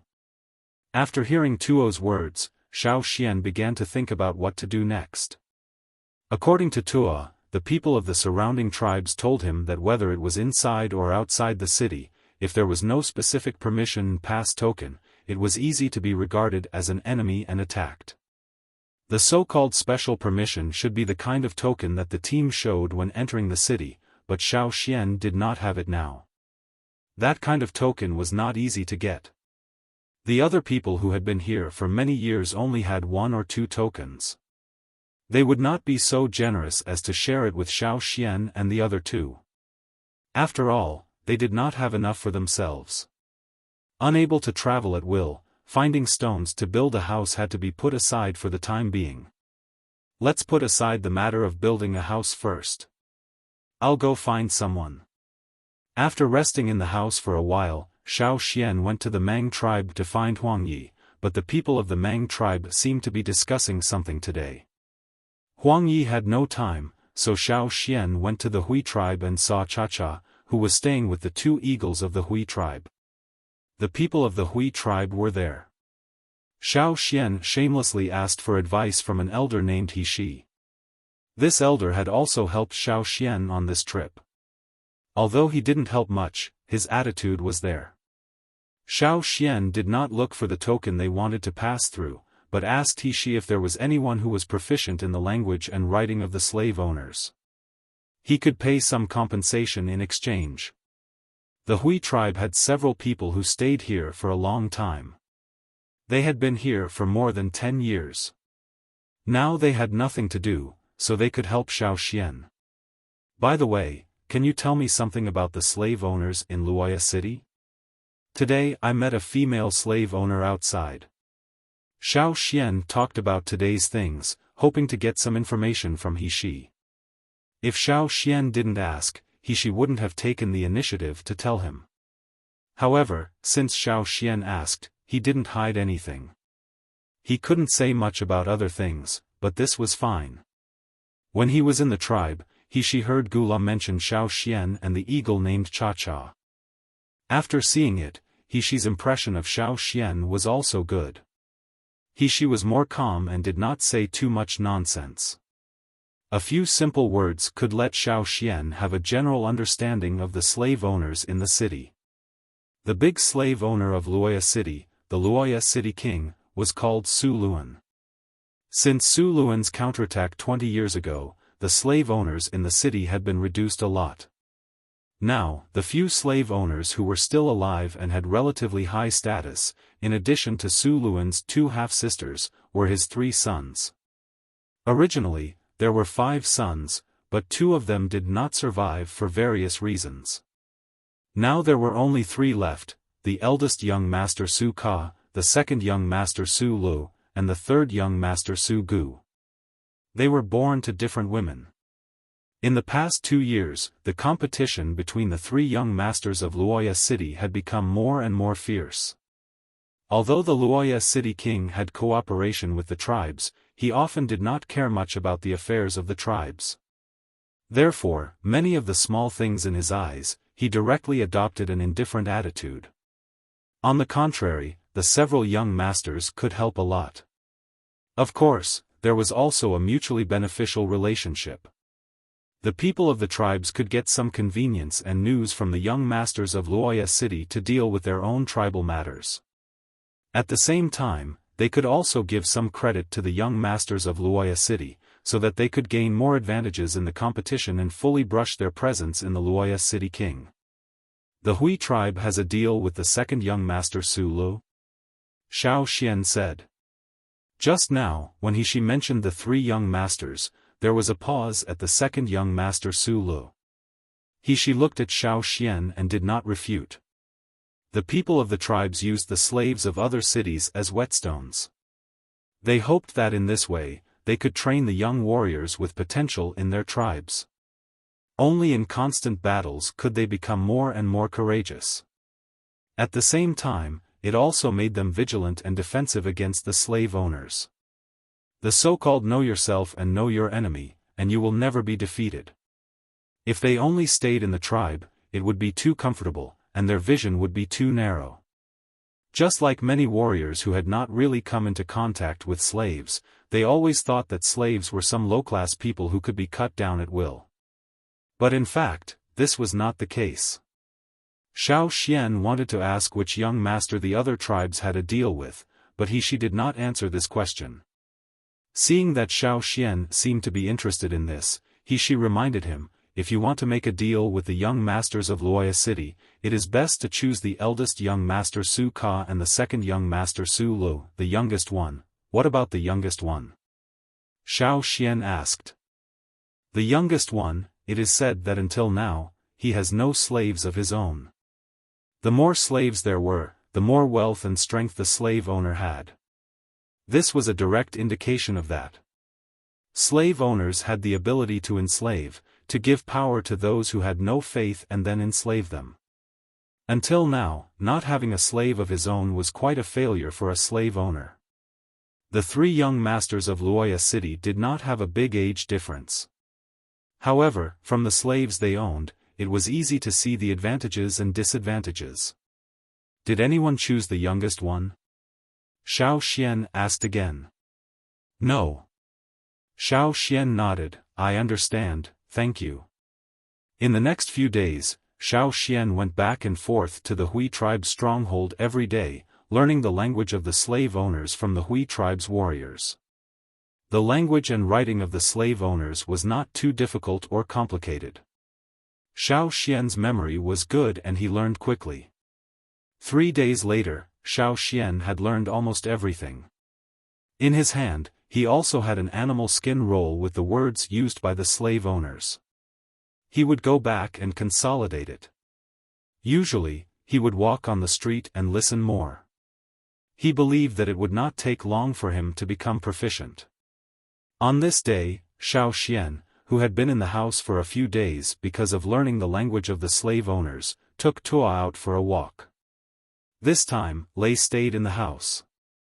Although the things on the streets of Luoya City could only be called simple and crude, it was not as lively as the markets between the tribes. However, some of them were quite novel, such as some animals, herbs, ornaments, and so on. It was just bad luck today that he saw the female slave owner who was being carried again. According to what she told Xiaofan, this should be one of the 2 half-sisters of the current Luoya City king.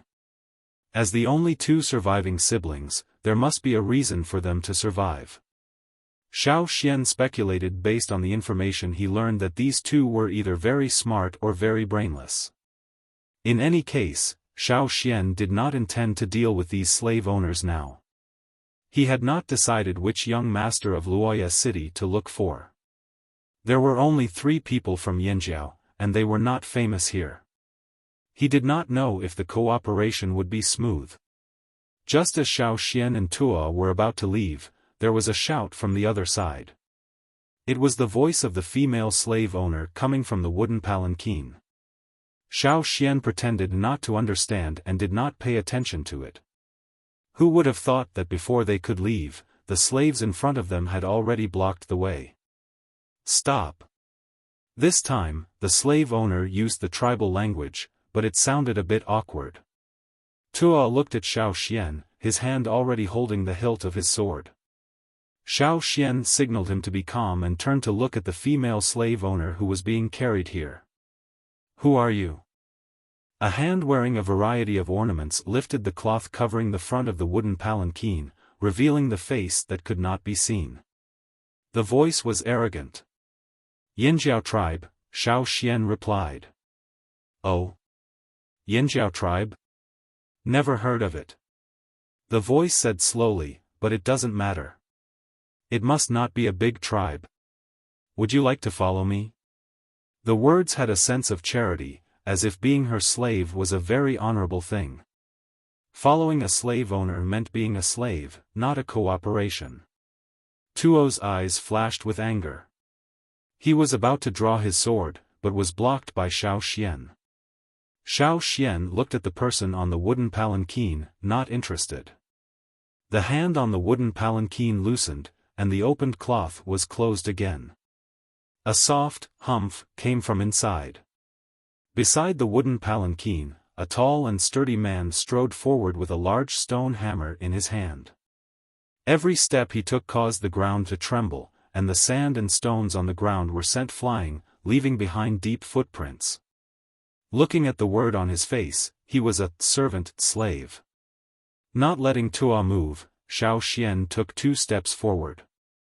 When the other party swung his arm down, he dodged sideways. His hand stretched out, directly grabbing the handle of the long stone hammer in the other party's hand, and then his wrists fiercely pulled. The slave holding the handle of the hammer suddenly felt as if his hands were being grilled in a hot desert. He wanted to grab the handle of the hammer, but he could not resist this greater force. Although he clenched it tightly, the handle of the hammer was still dragged out of his hand. Ka!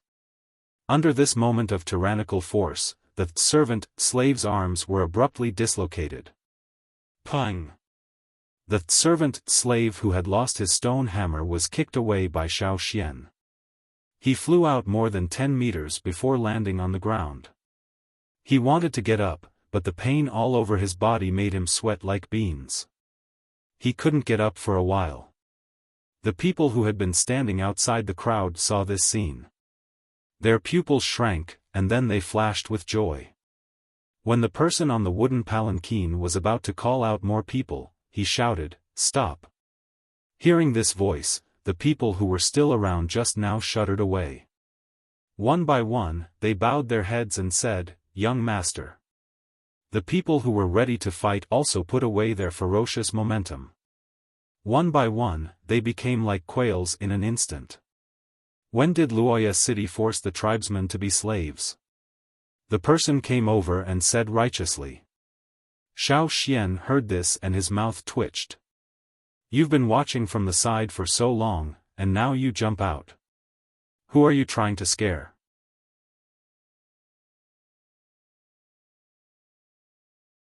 Chapter 297. The person who came looked to be 14 or 15 years old, not as dark as the other slaves. He wore clean cloth clothes and also had a lot of ornaments. There were bright gems and some bone ornaments. In Wuxia city, it was a luxurious type. As long as one was not blind, they could see that this was a slave owner in the city. The slaves around him called him a young master. Xiaofan thought about the information of the 3 slave owners' young masters in the city. The most likely one was the youngest 3rd young master, Su Gu. It was said that until now, he had not been able to own a slave as a waste. The other tribes did not choose to make a deal with him. No matter how much of a waste he was still a young master in the city, and the slaves had to respect him. At this time, the 3rd young master, who thought that he made a dazzling appearance, raised his chin and swept his eyes around with a disdainful attitude. Seeing that everyone was showing respect, his eyes showed satisfaction, and then looked at the wooden sedan. After the 3rd young master came out, the person on the wooden sedan was like a mute. He did not speak, and the momentum of the people carrying the sedan also weakened a bit. He believed that the person on the wooden sedan was the same. It was the same humph, but this time it was not as strong as before. It seemed a little guilty. "Go!" The person on the wooden sedan threw out a colored pottery wine cup, venting his anger. The colored pottery wine cup fell to the ground and immediately shattered. Xiaofan looked at it. The colored pottery wine cup was exquisitely made.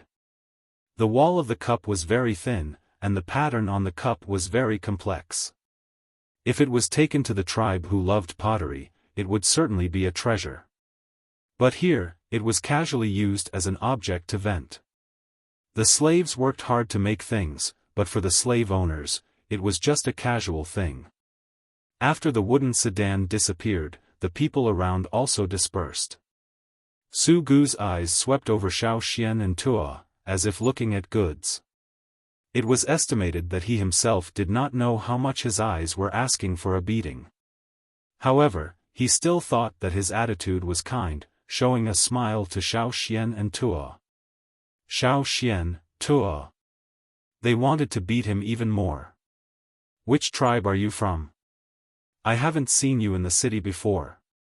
My name is Su Gu, the third young master of Luoya City. Su Gu came over and pretended to be curious. Yinjiao tribe, Xiaoxian, Tuo. Xiaoxian introduced. Yinjiao. Looking at your strength, your tribe is definitely not weak. Su Gu said. It's not up to me to say whether he's strong or not, Xiaoxian said. Is this your first time here? Yes. What are your plans? I'm just a bystander. Who is soy sauce? After asking a few more questions, Su Gu couldn't get what he wanted to know from Xiaoxian. Instead, he panicked. Finally, he couldn't help but cough and say, actually, you new tribesmen don't have a pass token. It's really inconvenient. Xiaoxian and Tuo glanced at him without saying anything. After waiting for a while, Su Gu said, I can get you a token. After that, he smiled at Xiaoxian and Tuo. Xiaoxian and Tuo glanced at him again, still not speaking. Xiaoxian told Tuo Lei about the information he had heard. Therefore, Tuo also knew that the one in front of him was the most useless of the three contenders for the throne. No tribe was willing to trade with him. In Tuo's view, such a weak person was indeed not necessary to trade cooperation. However, here, everything was decided by Xiaoxian. At this time, he would not talk nonsense. Seeing Xiaoxian and Tuo silent, Su Gu thought they did not understand what was going on, so he said, you can cooperate with me and make a deal. Both sides will benefit. We're poor. Xiaoxian said. It's okay. I'm not poor. Su Gu waved his hand. I'm unfamiliar with this place. Xiaoxian said. It doesn't matter. I'm familiar with it. Su Gu smiled. We only have 3 people. Xiaoxian said again. The 3 of you must be very powerful people. Su Gu's smile was a bit stiff. He didn't know if he was answering Xiaoxian or convincing himself. Xiaoxian looked at Su Gu again and said, thank you for today. As for the cooperation, let's go back and discuss it first. Only 3 people, and they still have to go back and discuss it? The smile on Su Gu's face became more and more reluctant. When will the discussion result come out? We'll reply tomorrow. Xiaoxian said. Good. Xiaoxian and the other 2 did not immediately agree, but they also did not immediately refuse. With such a thought, Su Gu's mood was better. After the 2 sides separated, Tuo sighed, this third young master seems to be different from other slave owners. If it were another slave owner, it would certainly not be so easy to talk to. In fact, it's not much worse. It's just that he was forced into a corner. Xiaoxian said. A person who has not had an exclusive slave so far, nor has he cooperated with any tribe to trade, had no merits, and could not come up with anything to fight with his 2 brothers. He was almost removed from the list of candidates for the throne, and was just making a final struggle. Whether to cooperate or not, Xiaoxian really had to think carefully about it. The Yinjiao 3 people were indeed in a weak position here, and could not compare to the other tribes. The other 2 young masters may not necessarily look at them in the eye, and cooperation was very difficult. Even if they succeeded, they would not be taken seriously. Coming here, Xiaoxian did not really intend to hide. He wanted to know more information, and the other tribes were always hiding and guarding. In this way, cooperating with the local people was indeed a good thing. Su Gu was a waste? Perhaps, but to be able to live healthily until now, how could he be a real waste? When Xiaofan returned to the broken house in the tribal area, the camel at the door was chewing hay. This hay was a kind of grass that grew in the city. It was as thick as a finger and had a long hollow stem. The camel seemed to like it very much. Xiaofan stared at the small pile of hay there, thinking. The camel chewed on the hay and saw that Xiaofan had been staring at its hay. It moved its body to block Xiaofan's line of sight. Who knew that the next moment, Xiaofan directly reached out and pulled out two from inside. Fart, take two and use them. Tomorrow, I'll pull some back for you. Recently, because of the lack of water, there were a lot of dead grass in some places in the city. Lei and Tuo saw Xiaofan grab the camel's hay and bring it into the house. They thought that Xiaofan wanted to chew it by himself. However, after Xiaofan entered the house, he just picked up the hay and then closed his eyes. After a few breaths, Xiaofan's fingers moved and began to tie a knot with the hay. Lei gave Tuo a look. What is Xian doing? Tuo shook his head. No matter what Xiaofan did, they just had to wait. After a while, Xiaofan opened his eyes and looked at the grass knot that had been formed in his hand. He could not help but frown. Seeing Xiaofan's serious face, Tuo asked, Xian, what's wrong? Nothing, I intend to cooperate with Su Gu. Xiaofan said. Lei opened his mouth, but still did not say a word against it. When they came out, the shaman and the chief said that the matter would be decided by Xiaofan. The next day, early in the morning, Xiaofan had not yet gone out when Su Gu came to find him. For the tribal area in the city, although he did not cooperate with any tribe, he still knew this place. He also knew where Xiaofan and the other two lived. They did not expect Su Gu to personally come to their door. Lei and Tuo were also surprised.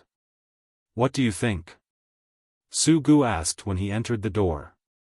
Xiaofan did not directly answer, but said, You'd better avoid the water today. Water? How long has it been since it rained? Where did the water come from? Did the water that he usually drank count? Wouldn't he die of thirst? Hearing this, Su Gu felt that Xiaofan was playing with him. His eyes flashed with hostility, but it quickly converged. He looked at Xiaofan with a serious face and asked, Why do you say that? After today, if you are still willing, we will cooperate. Xiaofan did not care about the anger on Su Gu's face. Good. You wait. Su Gu clenched his fists, feeling that he was condescending to this point. Xiaofan and the other two really did not know how to appreciate favors. He also felt that this matter seemed to be a bit wrong. Seeing Xiaofan like this, his heart felt strange. After thinking about it, he waved his hand and went out of the house. Thus, on this day, many people saw the three young masters of Luoya city rush into the tribal area and come out with a cold face.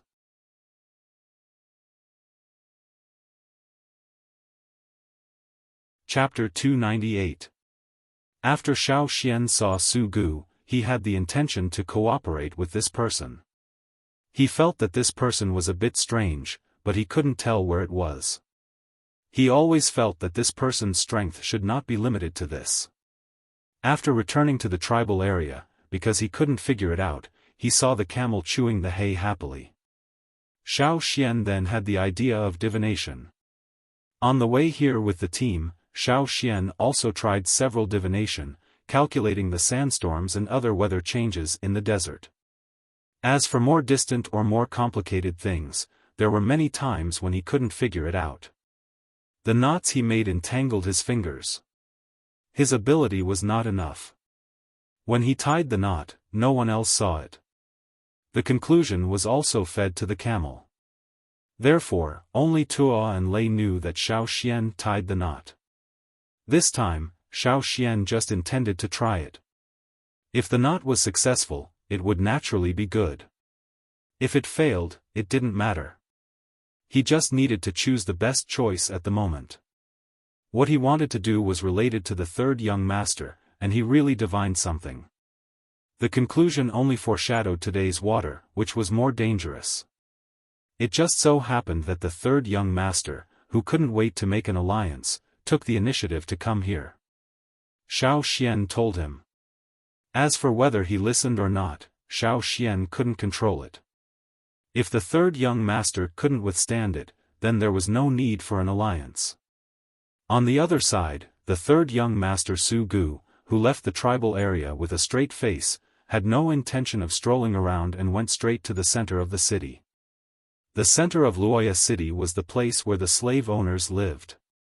Whether it was the slave owners with a very low sense of existence in the city, or the several hotly discussed young masters of Luoya city, they were all concentrated in the center of the city. However, the difference was that the king and the young masters could live in the highest palace, while the other slave owners could not set foot there without the king's permission. Otherwise, they would be killed without mercy. Talking about friendship with the king was courting death. As long as they were not too tired, they had to abide by the rules. As soon as they saw Su Gu's face, the slaves hurriedly got out of the way for fear of being angered. Su Gu, who was walking inside, was stopped. Hearing this voice, Su Gu frowned and impatiently looked over there. What's the matter? The female slave owner Suya, who was dressed in blue, with blue patterns on her face and various jewelry on her hands, slowly walked over. Behind her, there were two slaves holding fruits and water, following closely behind her. She was one of the two remaining royal sisters, and also the one who had caused trouble for Xiaofan and the others yesterday. However, at this moment, she did not ask anyone to carry her. I've already done what I promised you. What about the thing? Suya raised his fingers, smeared with blue grass juice, and reached out to Su Gu. She promised Su Gu to test the people of the Yanjiao tribe, but after returning yesterday, the gem that Su Gu promised was not delivered. This morning, she did not find anyone, so she personally came here to wait, just in time to stop Su Gu. I'll have someone send it to you later. Su Gu did not look at Suya again. After replying, he left. Looking at Su Gu's back, Suya squinted and sneered, just a waste, yet you still want to cross with me. If it were not for those beautiful gems, she would be too lazy to pay attention to Su Gu. A person who did not even have an exclusive slave would sooner or later be driven out of the palace. Her line of sight was withdrawn from the high steps. Suya took the two slaves with her and left. She just came to collect the debt and did not care about other things. Su Gu walked up the steps. Before entering the palace, he turned around to look. Standing on the high palace platform of the royal city, many places in the city could be seen. This feeling of looking down on everything was what every slave owner hoped for. Did he want to be a king? Naturally, he wanted to. If the other two brothers inherited the throne, Su Gu's own end could be imagined. It was not so cruel before, but since the success of the current Luoya city king's counterattack, it gave the slave owners a lesson and opened a new door for those ambitious slave owners. And when they stood at the peak, everyone who was a threat to them would be cut down, leaving no chance for them to turn the tables. Thinking of his own ability, Su Gu clenched his fists. In the past, his father, Luoya city king Su Luan, gave the several young masters the same resources. However, from this year onwards, there was a deviation. Su Gu got a lot less resources. For Su Gu, this was not a good thing. Walking to his residence, Su Gu took a few mouthfuls of water from the colored pottery cup handed over by the slave. Putting down the cup, Su Gu looked at the slaves around him. These were the resources given by his father. None of them were his own. In recent years, his two brothers had more and more slaves around them. In addition to the ones given by his father, the two brothers also had some slaves that belonged to them. Looking at Su Gu's place, it was still the same. No, it was less. Those slaves died for various reasons. Because he was not capable enough, he could not have his own exclusive slaves. As soon as he saw these slaves, Su Gu's chest tightened. He waved his hand to signal these slaves to get out of the way and not be an eyesore. After sitting down, Su Gu recalled today's events. He thought of the Yinjiao tribe's words called Xiao Xian. Just as he was about to continue drinking water, Su Gu's eyes drooped, looking at the water in the cup. Drinking was not right, not drinking was also not right. He was thirsty, but Xiao Xian's words were like a thorn, stabbing him when he saw the water. Really, very angry. Snap! Throwing the cup on the ground, Su Gu glanced at the splashed water stains on the ground. He thought, the people of the Flaming Horns tribe must be fooling me. They must think that I'm a waste and there's no need for cooperation. So, they fabricated such a sentence to fool me? Su Gu wanted to put Xiao Xian's words behind his head, but every time he could not achieve it. He was also afraid of death. Xiao Xian's words, the more he thought about it, the more he felt cold. Tribesman, Wuxia. Su Gu suddenly said. A figure, like a ghost, silently appeared in front of Su Gu.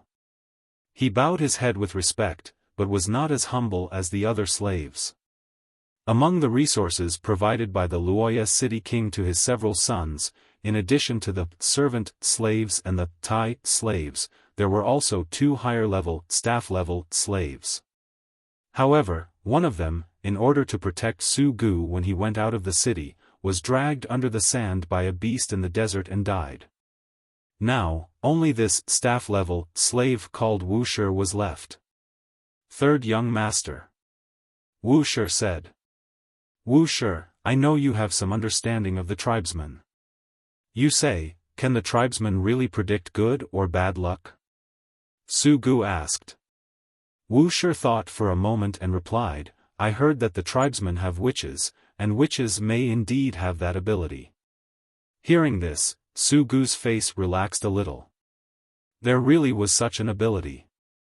Wuxia's words were not finished as he continued, but the tribesmen generally do not let their witches leave the tribe too far. Even if they leave, there will be layers of protection. The bigger the tribe, the tighter the protection. In many tribes, the status of the witches is only second to their leader. Su Gu's face changed. He thought that there were only 3 young people from the Yinjiao tribe. Naturally, it was impossible for them to have witches. It looked like they were just ordinary warriors and not witches. That is to say, they are really lying to me. Almost every word was squeezed out from between his teeth. Su Gu was so angry that he stomped his feet. The pottery on the table was all overturned. The other slaves around him could not wait to shrink into an egg and did not dare to immediately come forward to clean up. Although they were slaves thrown by the king, now that they were here with the young master, they still had to look at the young master's face. Otherwise, they would be slaughtered by the young master. Moreover, their level was not as good as Wuxia. At this time, they could only shrink. Su Gu smashed the things in the house. His anger subsided a little. He felt that the house was too stuffy and planned to go out for a walk. Out of the door, Su Gu did not know why, but he remembered Xiao Xian's words. He stood at the door and paced back and forth a few times. After 2 steps, he turned back and shouted, Wuxia. Still don't follow me. Wuxia's eyes flashed with surprise. This young master was usually very annoyed with slaves following him. Unless he went out of the city, as long as he was in the city, he would not bring a slave with him. He probably felt that it was not good to bring other people's slaves with him. But now, he let him follow. No matter what he thought in his heart, Wuxia still followed. Probably also felt that his style was inconsistent with his usual. Su Gu's face changed a few times. He turned around and walked away quickly. The king's palace on the high platform was mostly not made of stone, but wood. It was the famous sunset tree in Luoya City that was rumored to be immortal for 1,000 years. In Luoya City, only the slave owners could use the sunset tree to build houses. Other slaves did not have this qualification. The main material to build the palace was the carefully selected sunset tree. The palace had the smell of the sunset tree. Su Gu looked in front of him. There was a small pool, where his father raised a turtle. Pool? Water? Around. Several slaves came out of the wine cellar with a few sharp-bottom wine jars. Wine? There was water? Avoid it again. A group of slaves carried a large wooden box from outside the palace. The wooden box was made of sunset tree and belonged to the slave owners of the Luoya royal city. Seeing this wooden box, Su Gu knew that their water source had come. In addition to owning the city, the Luoya city king also owned a small oasis. The water they drank was transported from the oasis. Although there were several deep wells in the city, the water inside was very turbid. Moreover, if one drank the turbid water from the wells for a long time, the skin would easily dry up and crack. This was one of the reasons why most of the slaves in the city had dry cracks on their skin. Most of the slave owners were a group of people who enjoyed life. They had higher requirements in terms of material life. Therefore, every once in a while, the Luoya city king would let people bring water from a distant oasis for the slave owners to enjoy. Therefore, after seeing the big wooden box, Su Gu did not intend to pay much attention to it at first. But thinking that it was also related to water, he moved his feet and turned to the side. Wuxia, who was behind Su Gu, saw this and was very puzzled. He pondered, today, the third young master's brain was filled with sand again? Why was he acting so strange? However, thinking that his usual behavior was not normal, Wuxia did not think much about it. All he did was follow the young master.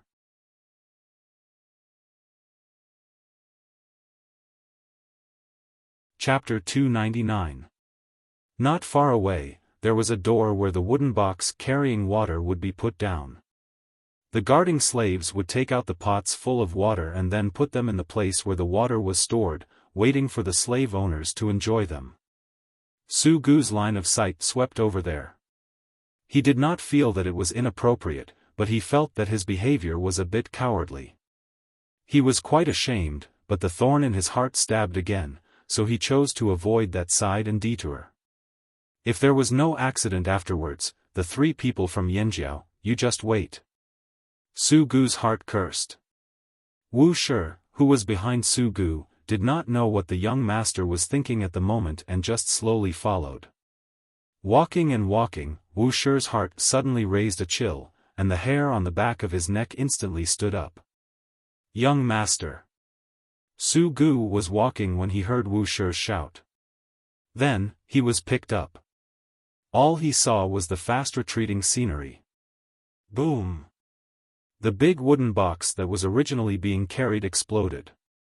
The flying splashes and pottery shards whistled past Su Gu's ears, hitting the surrounding wooden walls, making a pop sound, just like a dense arrow flying. With the explosion of the wooden box, the splashes and pottery scattered, and three figures rushed out from inside.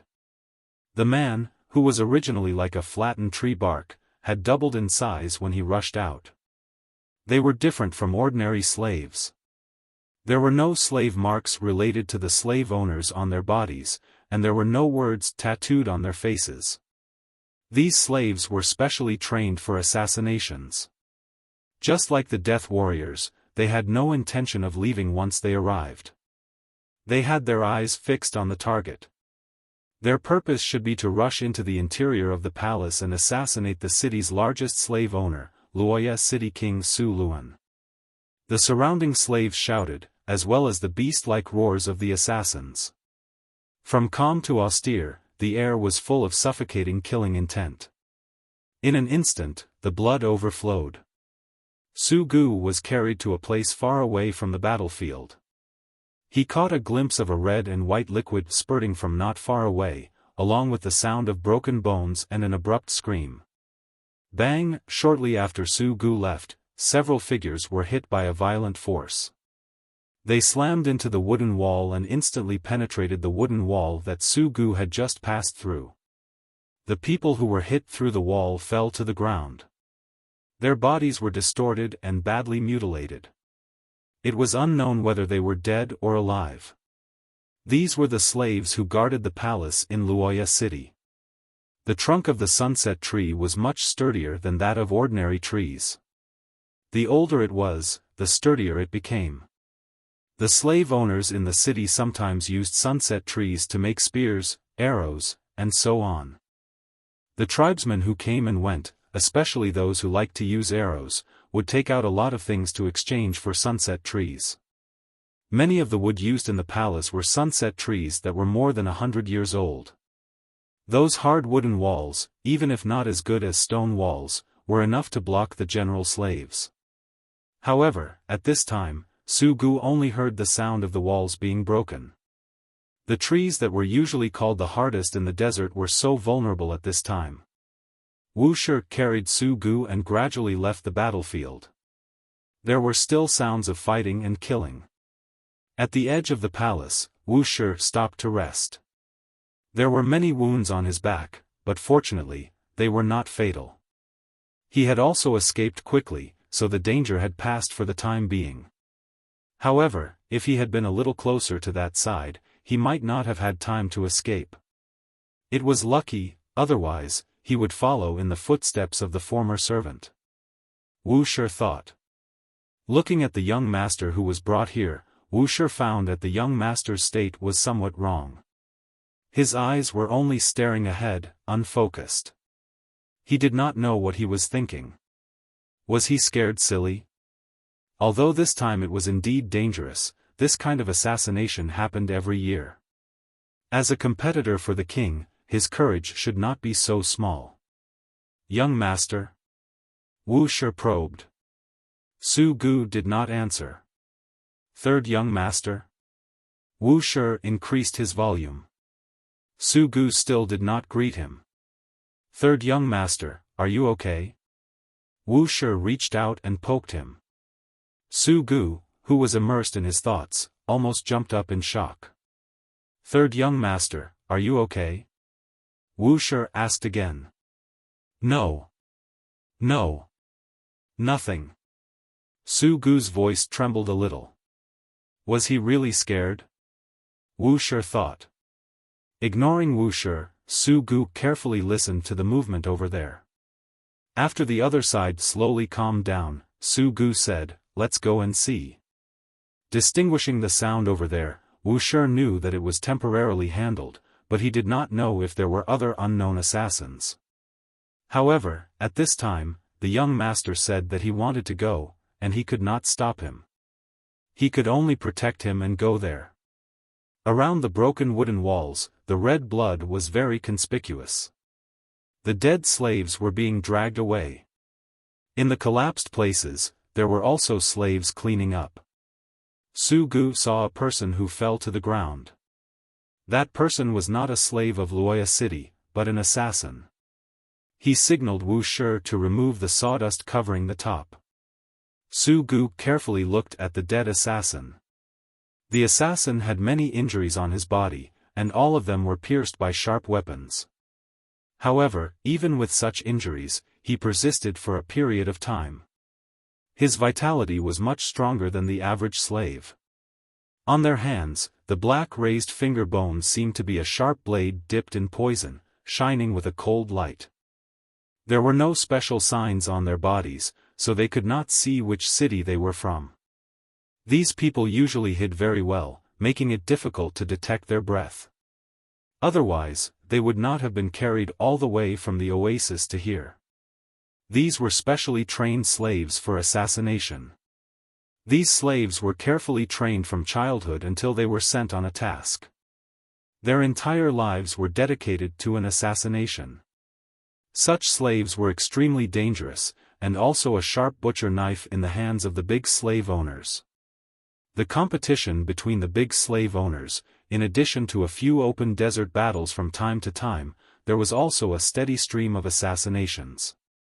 Su Gu knew that his father's men also had them, but no one had ever seen them, including Su Gu himself and his 2 other brothers. Third young master? A servant came over. He was ordered by the king to clean up the post-war affairs, but why was the third young master standing here? Su Gu withdrew his sight from the slave and waved his hand, indicating the slaves who came to clean up the battlefield to continue. After listening to the slaves who cleaned up the battlefield, he turned and left.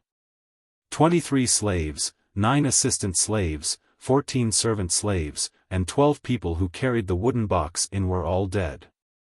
10 of the 15 slaves who were guarding at the door were dead. The slaves who rushed over were either dead or injured. With such injuries, it was estimated that they would die soon. The death toll would eventually exceed 30 or even 40. If there was no detour at that time, but directly passed through there, would he also be on the death list? Su Gu recalled the words of the Yanjiao tribe's man named Xiaofan. By chance? Or had he already received the news? The more he thought about it, the more confused he became. He could not stand still. Originally, Su Gu went to the place where he lived, but now he directly turned and ran toward the palace exit. Wuxia, who was behind him, saw the young master suddenly turn and run. After thinking about it, he continued to follow. Therefore, on that day, the slaves of Luoya city saw the third young master rush into the tribal area in the morning. After he came out with a cold face, they saw him rush in again.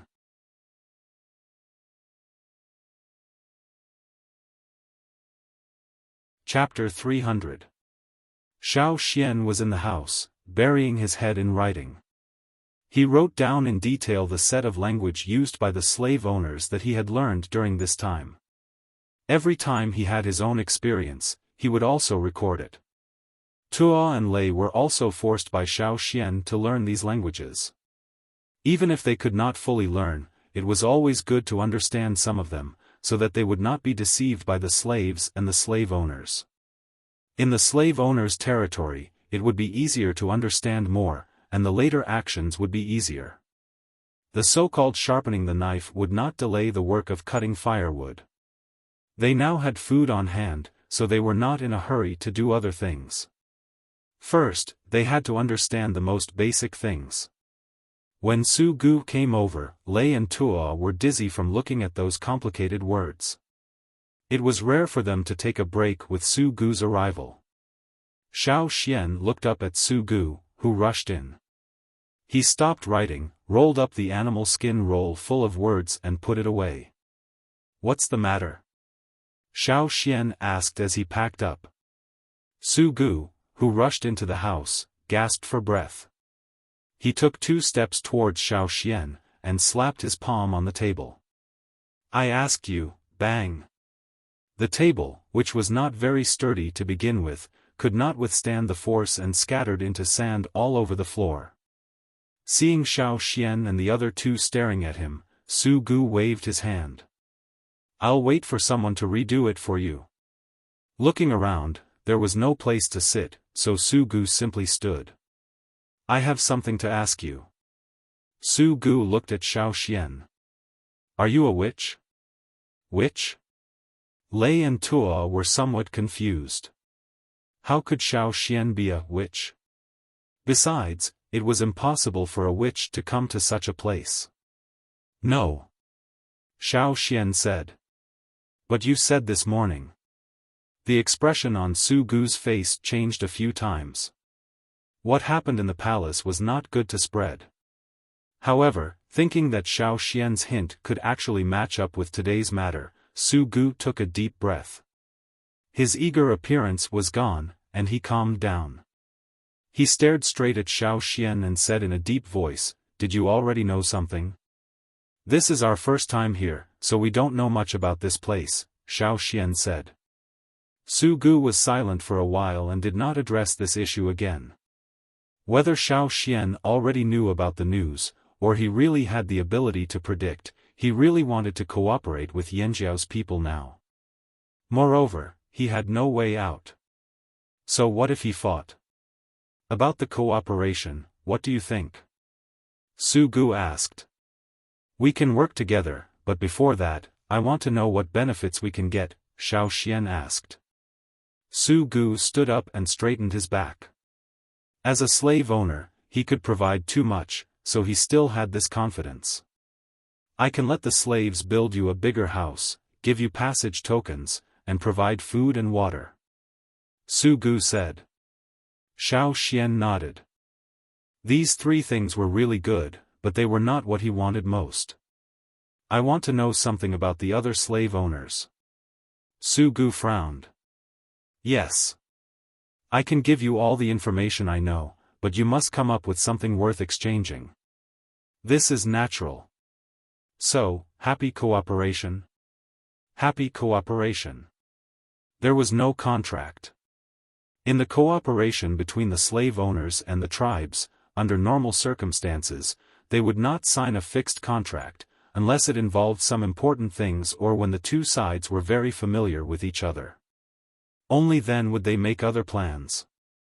After solving the matter that had been on his mind, Su Gu's mood was better. As a reward for Xiao Xian's tip in the morning, after he left the tribal area, he had people send some stones for building houses. These stones were cut and transported from the rocky areas in the desert, with special slaves guarding them. Xiao Xian could not go there at will. Su Gu's actions provided a lot of convenience for Xiao Xian. They only needed to wait in the house for the stones to be transported. Xiao Xian took a fancy to an open space in the tribal area and asked the other tribes.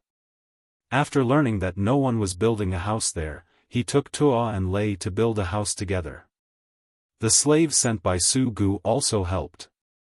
2 days later, another big house was built in the tribal area, which was not worse than the other tribes. The difference was that the other tribes had dozens of people living in each embassy, while Yanjiao's embassy only had 3 people. In order to show his importance and sincerity, Su Gu specially cut a piece of sunset tree to make a wooden sign and hung it at the door of Yanjiao's embassy. He also wrote it with golden paint, but it was moved aside by Xiao Xian.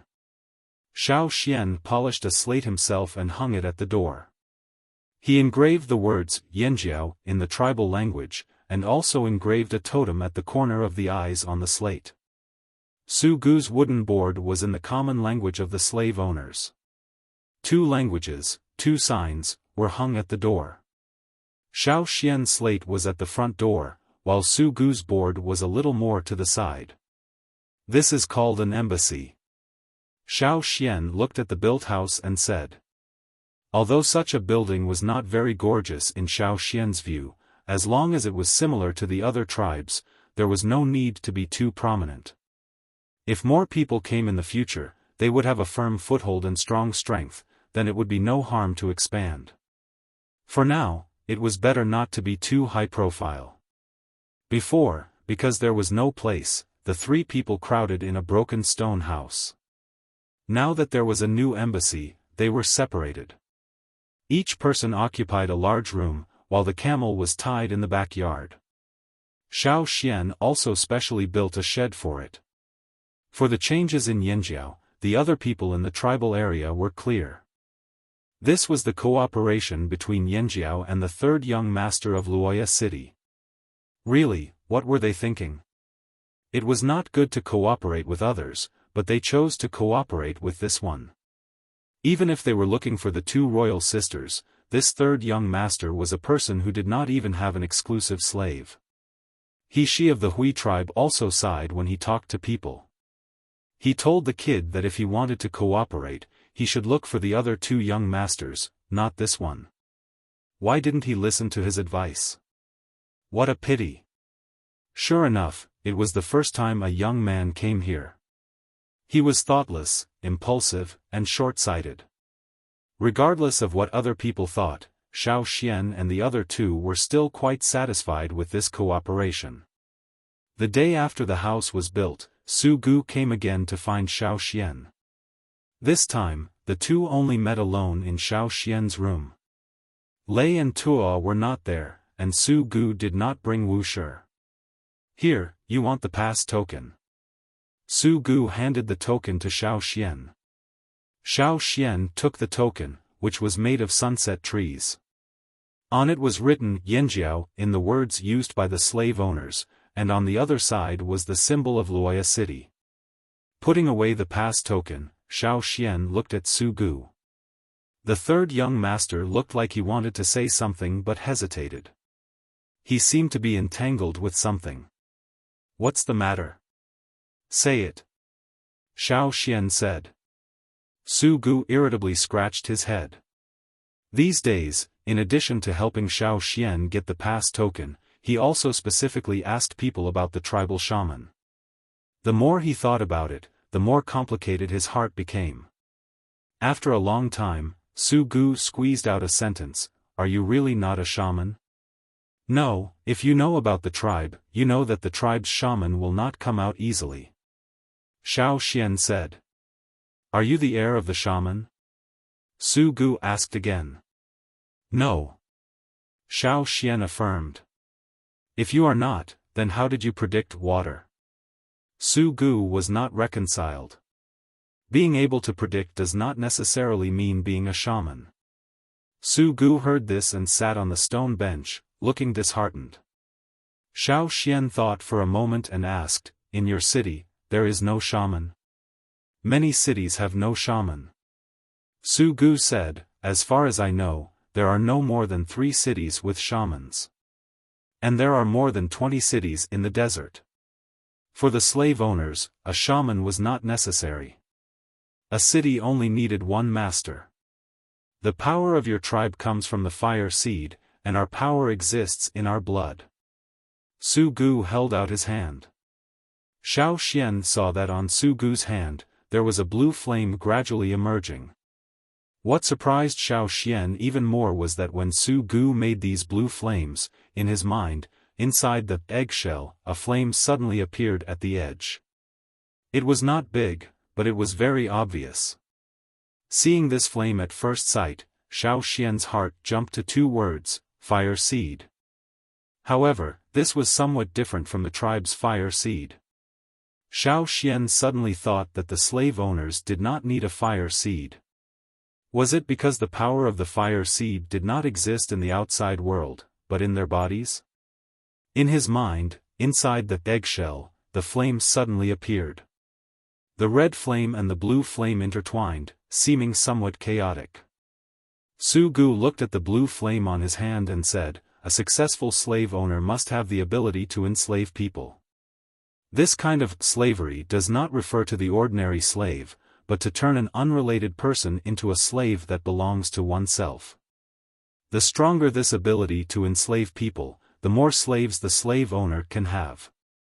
As the king of a city, the slave owner's ability to enslave people was the highest, and there were many slaves under his hands. Of course, other slave owners, even if they could enslave more slaves, could not cross the king of a city, or they would be regarded as having ulterior motives. In addition to the slave owners, other slave owners could more or less have some of their own slaves. However, in Wuxia city, Su Gu was the only slave owner who had not been able to have his own slaves so far. He was a failure in the eyes of the slave owners, a waste. Su Gu did not say how they enslave people, but Xiaofan speculated based on Su Gu's words that the slave owner's ability to enslave people seemed to be similar to their engraved ferocious beasts, but more overbearing. The blue flame on Su Gu's hand also made Xiaofan think of the time when he used the engraving secret technique to engrave Caesar. Su Gu had been staring at the blue flame on his hand. He did not know what he was thinking of, but he was lost in thought. Xiaofan was also studying the flame that appeared in the eggshell, in his mind. The red and blue interlaced flame, compared to before, had a weaker sense of disorder. The separated and scattered blue flame was slowly gathering. Oh, forget it. You don't understand. You tribesmen don't have to worry about this at all. Su Gu put away the flame on his hand, and in Xiaofan's mind, the strange flame gradually disappeared. With regret, Su Gu left the tribal area and returned to the palace. After the meal, he closed himself in the room and began the daily necessary enslavement practice. He did not know if it was an illusion, but Su Gu felt that when he used his enslavement ability today, it was a lot smoother. Although it still did not reach the standard of enslavement, compared to yesterday, there was progress.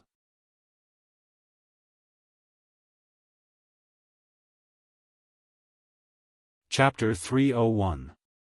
As a waste in people's eyes, Su Gu had not given up. He was clear about his situation and analyzed the possible results if he continued to fail like this. Some people advised him to show weakness now and then show goodwill to his two brothers. However, Su Gu was clear about the temperament of his two brothers. No matter who became the king of Wuxia city in the end, even if Su Gu's life was kept, Su Gu would not live well. Instead of that, it was better to fight. A slave owner without ambition was not a good slave owner. Because of this decision, Su Gu would practice in his room every day when others did not know. However, failure again and again made Su Gu's confidence less and less. The number of times he tried was too many. Su Gu was very clear about every change in himself. After feeling the difference today, when he practiced enslavement again, he carefully observed it. Then, he was pleasantly surprised to find that the enslavement power was much smoother than usual and not as strenuous as before. Why did such a change happen? After the surprise, Su Gu began to carefully analyze it. He had also thought that it was the result of his daily practice, but he had never seen such an obvious change even when he had been practicing so diligently. These few days, due to various things, he had less time to practice than usual, but the result was incomparably shocking. Why? Why in the world? Su Gu took out the things he did in the past 2 days and analyzed it bit by bit. The movement of his fingers suddenly stopped. His pupils shrank as he thought of a possibility. Xiaofan in Yanjiao. The person who had a witch-like prediction ability. Yes, it seemed that it was at that time that the change happened. Before, because of his heavy thoughts, he did not pay attention. Now that he thought about it, at that time, there was indeed a strange feeling. It was as if a ladle of muddy water mixed with sand was filtered by a densely woven linen cloth. The more he thought about it, the more he felt that it was so. Su Gu walked back and forth in the room, jumping, clenching his fists and raising them. He took a few deep breaths to calm down his excited mood. In order to be sure, Su Gu ran to the wanderer area again that day. In the evening, Xiaofan looked at the energetic and high-spirited third young master, practicing the enslavement method in front of him. Since there was not enough firewood here, it was inconvenient to start a fire. Xiaofan took out a water moon stone to light up the place. Looking at the little slave owner who was practicing, Xiaofan did not chase him away. Instead, he observed the changes in the flame in his mind again. He guessed that because of the eggshell in his mind, Su Gu had some favorable changes. Su Gu wanted to gain benefits from this place, while Xiaofan himself also wanted to study the source of the slave owner's power. Su Gu was just the right experimental subject.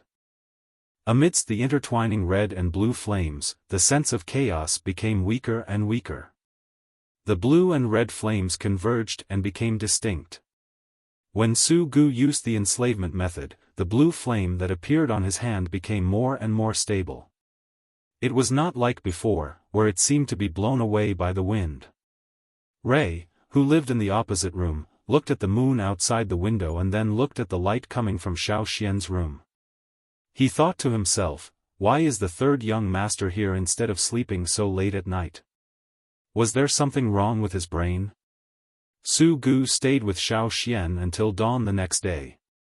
In the morning, the tribesmen who got up early talked about the cooperation between the 3 Yanjiao people and the waste of the third young master. As they were talking, they saw the Yanjiao side's door open, and the Luoya city's third young master, who they were just talking about, walked out quickly with a straight face, as if something had made him very angry. After Su Gu left, the tribesmen who gathered together to chat were in disbelief. That was Su Gu, the Luoya city's third young master. It seems so. What seems so? That's Su Gu. How could Su Gu come out from Yanjiao? Could it be that he came here before dawn? I heard that Su Gu came last night. He didn't leave until now. Even if the tribesmen cooperated with the slave owners, there had never been a slave owner who stayed overnight in the tribe's place. Seeing this, they couldn't help but think. Looking at Su Gu's face, did he quarrel with the Yanjiao people? It's estimated that they didn't reach an agreement. It's very likely. In their view, whether it was Su Gu or the three Yanjiao people, they were unreliable. It was certain that they would get together to quarrel. On the other side, Su Gu tried to maintain a tight face, not letting people see the excitement in his heart. He held back his laughter until the blue veins came out, and his face looked a bit scary. It was not that he didn't want to laugh. If he came out of Yanjiao with a happy face, people would certainly guess what benefits he got from Yanjiao. Xiao Xian's ability could not be known to others. If it was known by his two brothers, it was estimated that they would dig him out from here. Su Gu had never been so fortunate to cooperate with Yanjiao. At first, when Su Gu decided to cooperate with the Yanjiao people, his heart didn't take them too seriously. Even if it was not a Yanjiao tribe, as long as it was a tribe, he would treat it with the same attitude. But now, Su Gu's view of the Yanjiao people had completely changed. Whether it was Xiao Xian's words or his own changes, he must pay attention to them. This transaction was really worth it. Thinking of Xiao Xian's request, Su Gu also began to prepare. The Yanjiao people wanted to know more about the slave owners, so he had to quickly prepare these.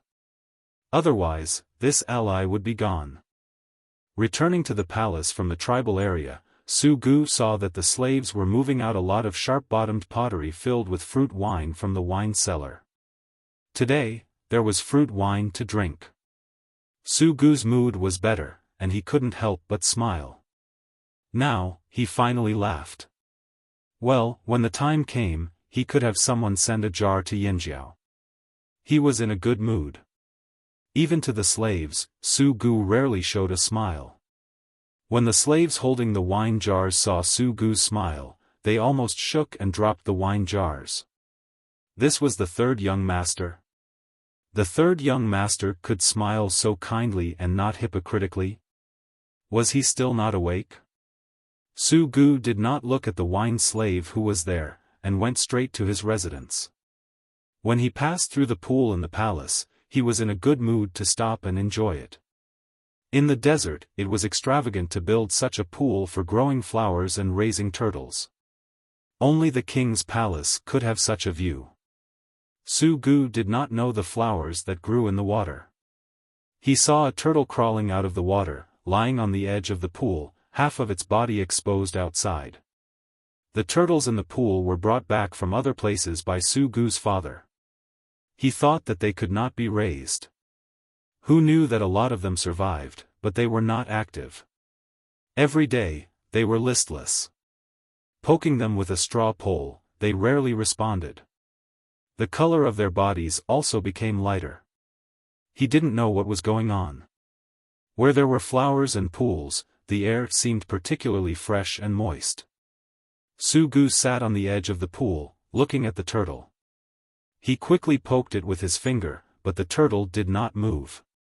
He poked again. It still did not move. Su Gu did not care about it. Looking around, he saw that a group of patrolling slaves had just passed by and left. There was no one else around. Su Gu thought of the results of his night. He could not help but reach out and mobilize the power in his body. Soon, a blue flame appeared in his palm. The flame was so stable that its shape could be seen clearly. Feeling the smooth feeling of this process, Su Gu's mood was refreshed like cold water on a hot day. Perhaps, it would not be long before he could enslave people and get a real slave that belonged to him. Looking at the flame in his palm, Su Gu's eyes caught a glimpse of the turtle that was slowly moving. Like a ghost, he stretched his hand over there. The moment he touched the turtle's back, the blue flame followed Su Gu's palm and spread to the turtle's body. With the spread of the flame, black stripes appeared on the turtle's back. Su Gu felt a force passing along his arm to the turtle. After a few breaths, Su Gu felt the energy in his body stabilize again, and the flame in his palm disappeared. A sense of exhaustion hit him. Su Gu rubbed his forehead, feeling something. His eyes stared at the turtle lying on the edge of the pool. The expression on his face changed from disbelief, to confusion, to surprise, and then to anger. The rapid change of expression made the muscles on his face twitch. His enslavement was successful. This was worth celebrating, worth being happy. But Su Gu really did not want to be the first slave owner in history to enslave a turtle for the first time.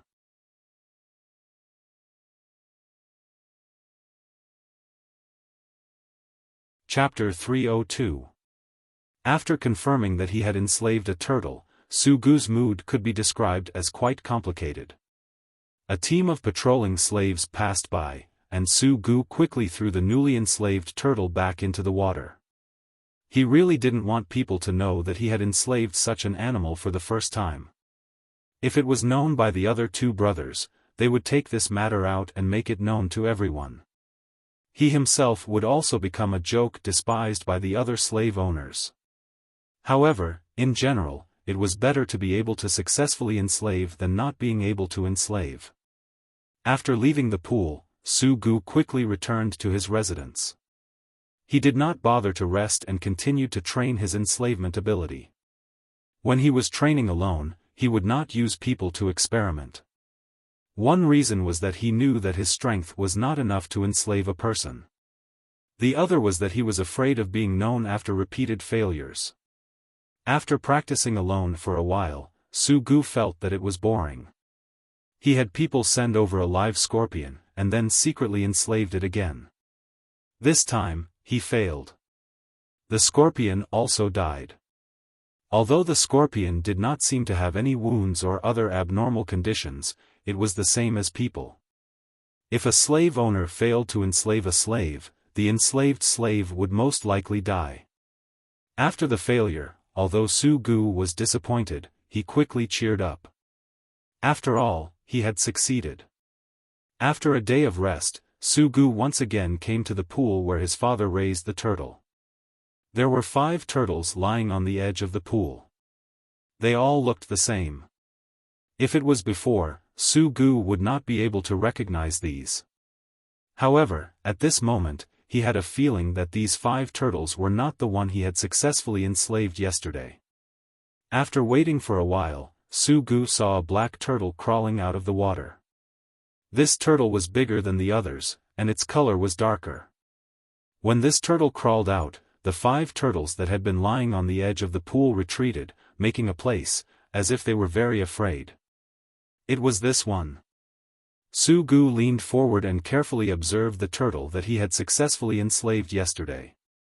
He knew that slaves who were successfully enslaved would be stronger than other ordinary people. He did not expect that it could be used on animals.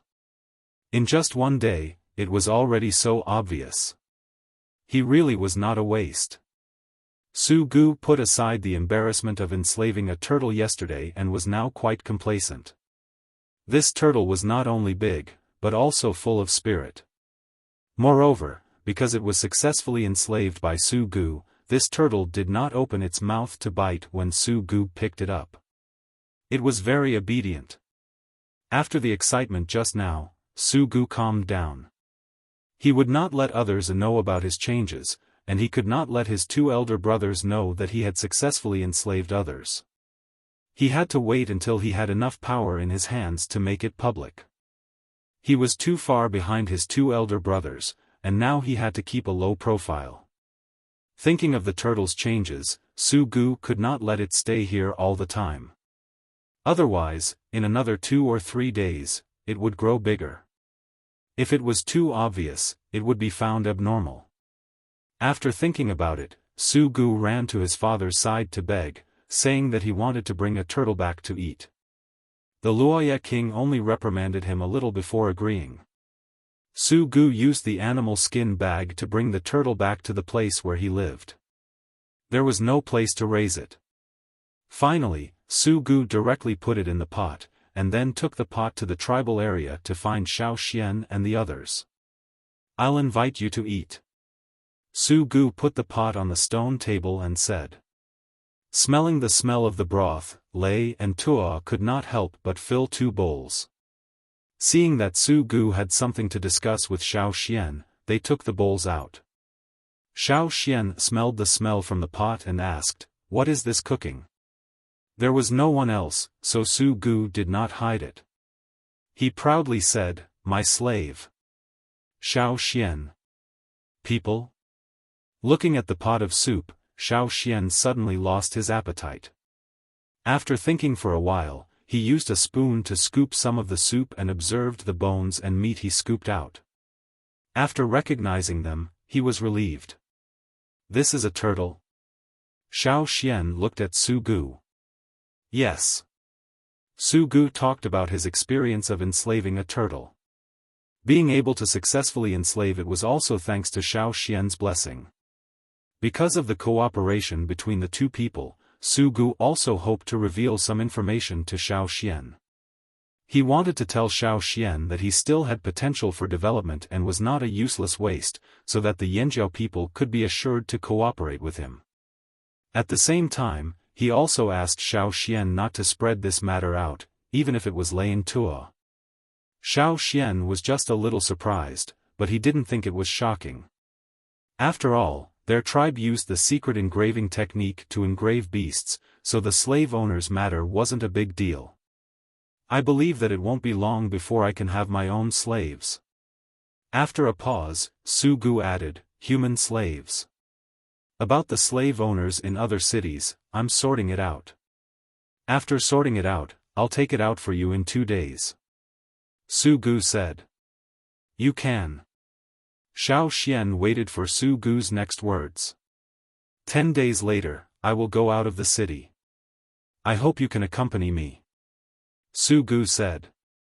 "What are you going out of the city for?" Xiaofan asked. "I'm going to the oasis to find something. I'll tell you then.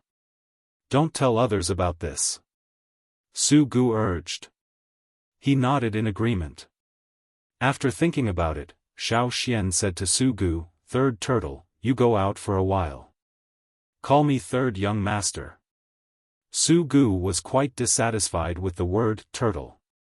He originally wanted to say something, but when he thought of Xiaofan's words, Su Gu's eyes lit up. "Are you going to use witchcraft?" "I'm not a witch," Xiaofan said. I know." Su Gu waved his hand. His words were like that, but the expression on his face seemed to say, "Don't hide it, I know you are." After Su Gu left, Xiaofan found a thick hollow hay, which he specifically picked out when he was looking for food for the camel. He kept it as a spare. To go out of the city, he wanted to predict the weather. At first, he could only predict the weather in the last 1 or 2 days, but now, he could predict the weather 10 days later by nodding divination, and the divination was not as difficult as it was in the early days. Although more complicated things were still impossible to predict, compared to before, it was indeed a great improvement. After a while. After the knot was finished, Xiaofan looked at the knot in his hand, read the conclusion above, and then rolled the knot into a ball and threw it out of the window. Not far from Xiaofan's room, the camel's shed was there. The grass ball that Xiaofan threw hit the camel's head. The camel that was hit stared blankly, then found the grass ball on the ground. It crooked its mouth, picked up the grass ball, and ate it. This was a very good way to destroy the knot. When Su Gu went in again, he was told by Xiaofan, 6 days later, there will be a sandstorm. You should prepare yourself. Don't run around on that day. It's best to stay in the palace. With the last experience, Su Gu believed in Xiaofan's words. The sudden sandstorm in the desert could make this part of Luoya City, including all the surrounding areas, invisible. The visibility instantly dropped to zero. At the same time, there were some ferocious beasts in the desert mixed in the sandstorm, specifically using such weather to slaughter and prey. Every time there was a sandstorm, Luoya City would strengthen its defense, and the slave owners would hide well. You're tuning in to the Xiaofan's Wuxia Tales YouTube channel.